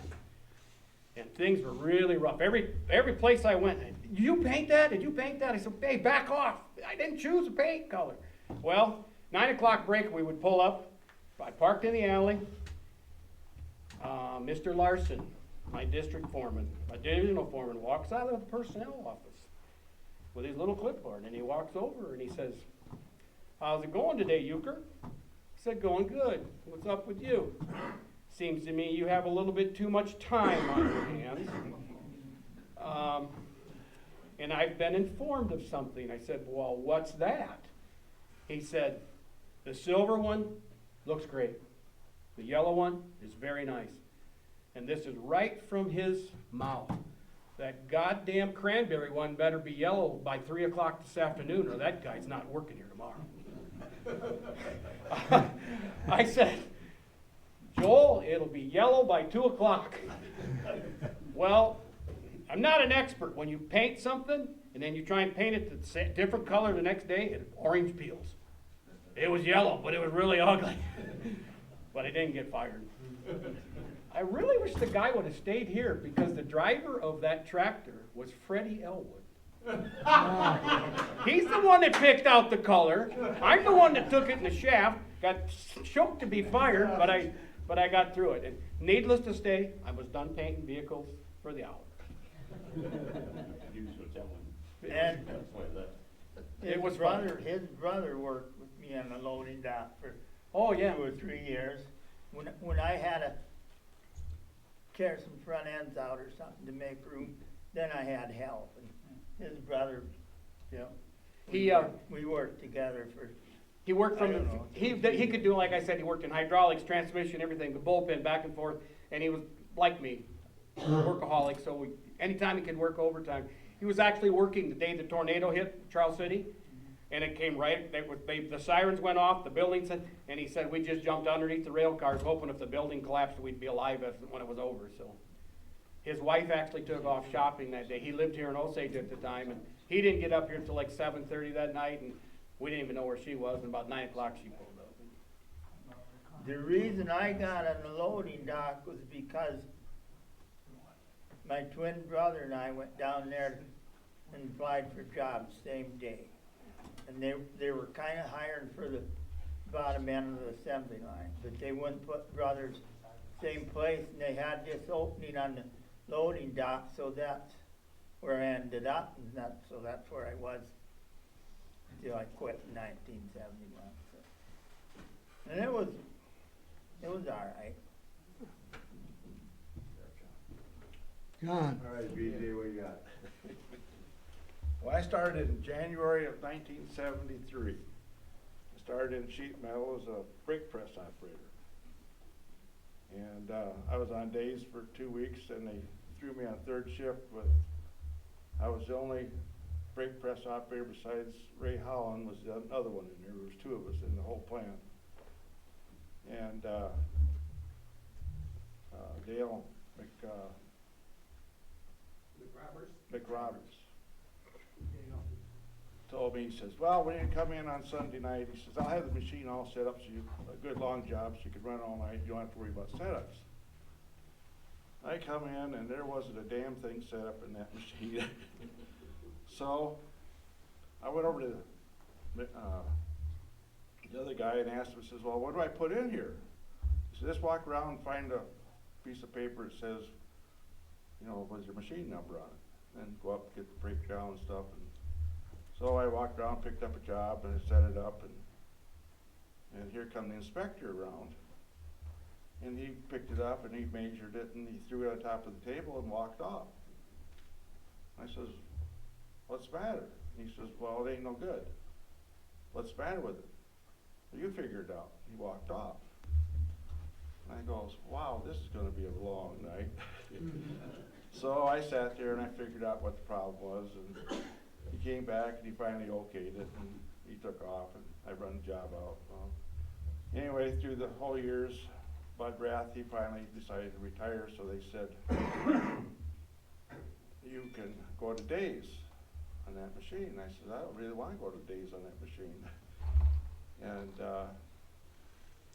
Harold Perch was retired about the same time. So Bud switched places with Harold. Harold went out first and Bud went out after him. So I followed Bud on the little brake press. So it was a lot easier to run the little one than it was a big old clunky thing that I had to run before. So here the time study was always trying to catch me, because I could set up, we had jobs that had like 5 or 6 operations. I could set them up in 2. In time study, I could never figure out how I could set up multiple bins in the same die. They come out and they took pictures of that after I went home, and they still couldn't figure it out. So finally, when I went on management, they come out and asked me, how in the hell did you do that? I says, well, I says, if you would have really looked real close, you would have seen shims in that die. And I says, if you really looked real close, there were no markings. Which you move it one spot, it would bend harder and less harder as you went down through it. He goes, oh, that's how you did that, huh? Because I could set up 3 bends in one die. And so anyway, they finally asked me to go on management after Don Hilson decided to retire. Well, before that, I should back up a little bit. We talked about the American 60. We started that one, and so here come Utes and, oh, who was it? I can't remember all the ones that came out of engineering and went to Rodney Apple and myself. He says, we want you to build the sheet metal for this American 60. So Rodney says, well, okay, we could do that, you know. So I says, well, give us the prints and we'll start building it. And they kind of scratched their heads and they looked at me kind of funny and they says, well, that's the problem. We don't have any prints for it. All we have is the master layout. So we got the master layout, we had to measure everything off, and so we started with the firewall, and we put the radiator or the grill in and stuff, and we made the hood. And then every time we made parts, the draftsman came out and they were copying what we were making. And so we got it all done in 3 weeks. And so this Barney Fife from Ohio came out. I don't know what his real name was, but he looked like Don Knotts. And he came out there and he was looking at this tractor and he says, oh, yeah. He reaches in his pocket, pulls out this little 6-inch scale, and he started measuring stuff, you know. And he says, well, this here is a whole 32nd off. And I says, well, that tractor, this is probably going to be the closest this tractor's ever going to be made. I don't care, remake that hood. So Rodney and me kind of shrugged our shoulders and said, well, okay. So everybody went home, we took the hood off, we went back over to sheet metal, and we decided we'll fix that. So we just tweaked all the bends a little bit more, because he didn't know what the degrees were really supposed to be, so we tweaked them around and we got it, so put it back on, so everything lined up just like it was supposed to. He came back in, he says, oh, you guys did a really nice job on this, you know. And So then I went down to paint, and I don't know how many times they had to repaint it, because he didn't like the paint on it. And, so, anyway, finally got done with that little project. Well, the 4270 came in when they started that. Rodney, Apple, and myself had to make the first set of sheet metal parts for that when it came to Charles City. So we made the welding fixtures at the same time for the gas tanks and all that stuff. And a couple guys was just amazed how we could make all those parts with the old antiquated equipment that we had. So anyway, we got that pretty well up and under control, so I went on management, and I was at the sheet metal department and the welding department. Danny talked about Bill Schultz, and Bill was one of those guys that would like to party every night, so he'd get off work at 3 o'clock or 3 o'clock at night, and one night we went up to Sanansker, and here he was up to Sanansker at 2:30 or 2 o'clock in the morning, still drinking away. I thought, wow, you know, this is kind of a short night for you, Bill. And he says, well, okay, we'll flip quarters. So I took $20 off from him. He was madder than a wet hornet about that. And so the next morning, I come back into work, and here he was, sitting in his welding, and he was welding away, and he had a trash bucket sitting beside him, and he'd lift up his welding helmet and puke in the bucket, and set the bucket down to go back to welding again. And so then they brought the plow back into Charles City. So we had to make the bowl boards and the shins and the frog and all that stuff. So that's when we started doing some sub-arcing. So Bob Casper, he was a blacksmith in the tool room at one time, and he made all the chisels, and he made fixtures for the shot blast and all that stuff. And so I worked under him when I was over in the tool room too, and so we was playing with the sub-arc. So we thought this was kind of cool, you know. So Bob says, well, how red's it getting underneath there, because you can't see it's all covered up with sand, so you can't see what's looking on the back side of it. So I looked underneath there, and here would be nice red, you know. And I said, I think we can turn it up some more yet. So he cranks her up, so we run another one, and we got it so it just barely dripped through the crack, you know. And he says, I think this is good, you know, right where it's at, you know. And he looked at it, he goes, yeah, I think you're right, you know. So we was both sub-arcing, you know, and didn't need a welded helmet. You can sit there and talk this whole thing along, you know. So anyway, they took the mold boards up to heat treat, and they had a press sitting up there, right, Greg? Great. So they had a forming press sitting there for make the ball boards. So they throw them in this rotary furnace, and they'd come out, and they'd be red hot, so they'd throw them on top of the fixture, and they'd form them, and they threw them into the other fixture the tool room made, and they dumped it in the water. But they couldn't get them hard, could they, Greg? Well, they couldn't get as hard as they wanted, but they're leaded steel. Yeah, but see, they were using that Yukon and whatever else they were using up there, and they called the plow company where they used to make them at. Where was that at? I don't know. And he says, well, go get a ton of softer salt, throw that in a tub of water, and quench them in that. Well, then it got just so hard as just like a piece of glass just about. Then they had to take them back and redraw them back like they were going to do anyway. But they got them hard after they started using salt water. The reason that was is when they threw them in the water, they bubbled up, and the oxygen got to it. So it didn't harden like it's supposed to. You've got to have agitation, and salt water takes care of that oxygen or the vacuum that was there from the water boiler. Yeah, so that was quite interesting. We had a guy from Riceville that run the mold boards on night shift, and I got to think of his name now. I run one night shift myself. Did you? It's a hot job. Hot job. Yeah. Well, you use those tongs, you know, you got this, big piece of steel. Yes, I did. Oh. So And when we you had sent Ronnie- the form them, then it went down in oil quick. Yep. Came up there. And we had those big wide swinging drawbars that we made for the wheatlands. Ronnie Cummings was probably, I don't know how big he was, probably wasn't that big of a man. He always came to work with, well, he could wear white shirts to work and he'd wear tan pants or something, you know, and he'd throw these big wheatland swinging drawbars into the damn furnace and heat them up red hot, and he'd grab a hold of the tongs, and he probably weighed, I don't know, suppose 140 pounds. Oh, maybe more than that. And he'd pick them up and slap them into the bulldozer, and he'd form them. Then he'd pick them up like this and set them in the rack, you know. And he'd work all day long. He could make 12 to 14 hours a day. And at 2 o'clock, you'd be running around talking to people. And he'd never get dirty.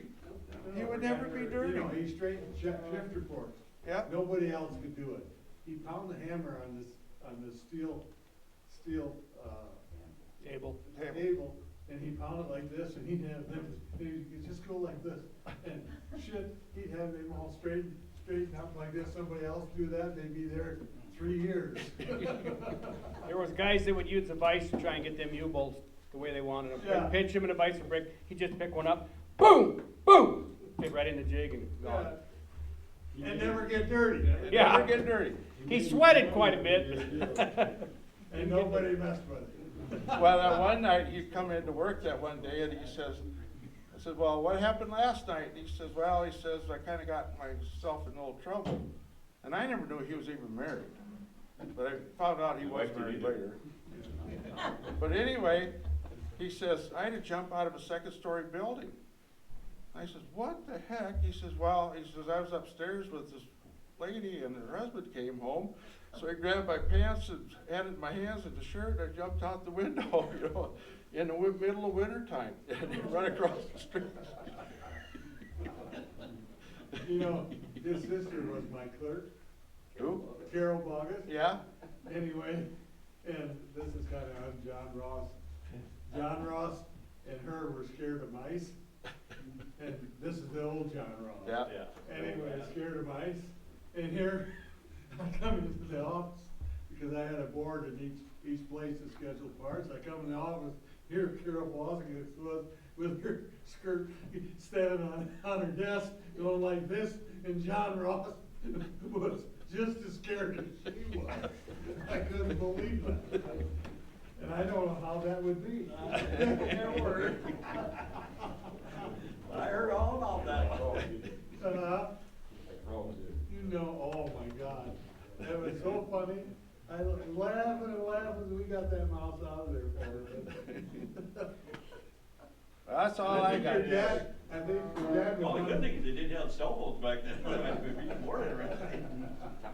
Oh, God. I should say one more thing. There was a lot of dealers that weren't too far away, came after their tractors. Like two on a truck. I remember Al Alexander, most age here, come down there and get one tractor quite often, you know. That, a lot of the dealers from Iowa, not too far into Minnesota, came after their own. There was a lot of characters in that factory. Leo Creevy was one of them. He was in World War II in Ardennes, and he couldn't hear. And he actually got shot in France, and he had 7 holes, and there were steel jacket bullets that went through him. He actually showed me the scars, and I'd have to go up with him in the breakdown, and I'd have to holler. He'd run the sandblast for me. Oh, yeah. And I said, lay it home!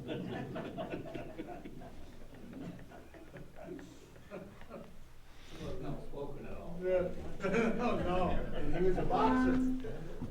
Does anybody else want to share a story? Okay, I realize everybody's probably tired from just watching an hour and a half of interviews. Well, they weren't even really interviews. I didn't ask a single question the whole time. Once those guys started talking, it just all came out naturally, which is how I wanted it to go. I think I only said 2 words during the whole thing up until the very end when Al had me get up in front of everybody, and I thanked him and whatnot.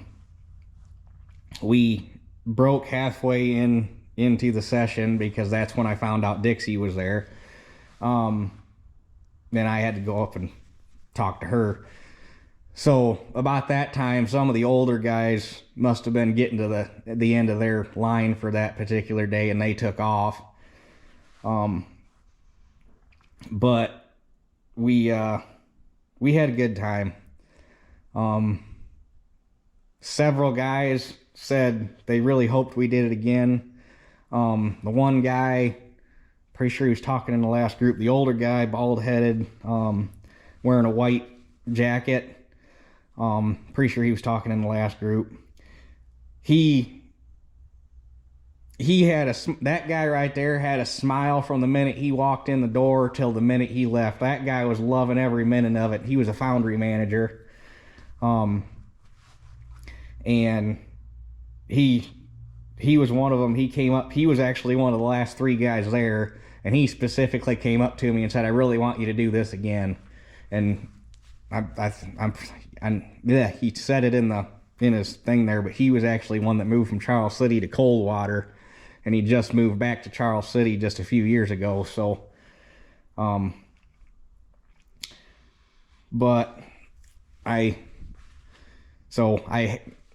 we're gonna have to go back out there and do this again. And honestly, I don't really feel a need to change anything other than to possibly get more time. But that being said, by the time we got everybody wrangled and back into the meeting hall there, it was about 1:30. We told them to start showing up at 1, was what the newspaper article said.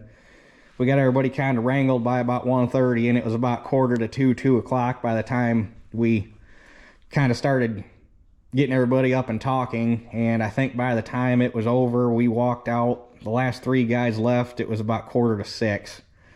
So figure about 4 hours. And like I say, some of the older guys left about halfway through because I think they were getting to the end of what their body was letting them do for that day. The oldest guy that actually talked started in 1947.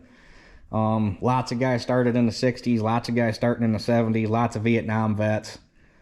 But I honestly, would it have been nice to have more time? Yeah. But I don't think a lot of those guys, given their age, could have stood a whole lot longer. And they definitely ain't getting any younger. So I honestly, I don't think I'd change a whole lot. I think we had just the right amount of time to keep everybody there long enough to get what we needed, and everybody had a good time, and I think it worked out. I'd say it worked out just like it was supposed to work out. But anyhow, I came home with goodies. So Al, the guy that we've seen multiple times so far, gave me this SpecCast 440, which now I have both versions of it. There's this version where the wheels have wheel weights, and then there's a version that just uses SpecCast standard smaller tractor wheels. So now I got both versions, the one with the regular SpecCast wheels and then the one with wheel weights. And then he also gave me a couple of these Felco hog feed bags, which one's in really good shape, the other one the mice have been into a little bit, but still cool. Everybody knows I like my feed bags and my seed bags. And he also gave me a sweatshirt for the I can't remember the name of the sports team now, but whatever the sports or the high school sports teams are there in Osage, but that's currently at home in the washing machine, so I can't show it to you. And then this is the rough draft copy of the newspaper article that they did for the heads up about everything. And there was actually a lady that came from the same newspaper. She was there early and stayed right till the very end, just sitting there taking notes and taking pictures. So I'm guessing there's going to be a follow-up article about it. And I don't know which guy it was because Al actually gave me this. But it came from one of the other guys that was there. This is a piecework punch card. from White Farm. Basically, they'd put it in the machine. It'd be the job number, the number of pieces made, the rate, the whole 9 yards. So that's kind of neat. I've never seen one before. I just picked this up at the Floyd County Museum. They had a whole stack of them sitting next to that 120. But it's just a, apparently White put out a little, what would you call this, a 1 page or 4 bits, 1 page folded in half, like news article or newspaper dealio. And this one's from December 20th of 1974. So there's that. And then in that last group of guys sitting all the way on the left, there was a guy with had on a gray shirt, white mustache, white hair, was talking about putting the sheet metal on the first white 60. I don't think he was management in sheet metal, but he was like almost as high in the sheet metal department as you can get without being a manager, because he knew how to do so much stuff. So he got all the special projects. He gave me, we'll start with this. This is a reproduction Hart Par radiator cap that was poured. It wasn't poured in the last iron pour, but it was poured in one of the last iron pours coming out of the Charles City Foundry. And it's got the dates on it of June 12th, 1901, which was when the Charles City plant started production, and July 29th, 1993, which was when they finally shut the doors.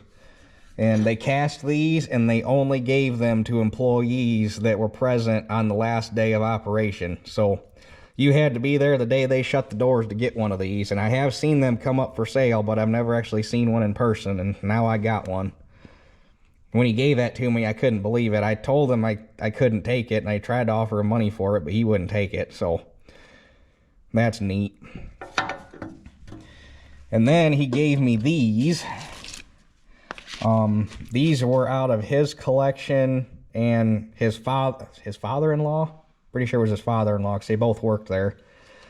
These are actual White factory photos. So here's the Isiki line. Unfortunately, there's no dates on them. I believe this guy right here is the first production 4150 off the line.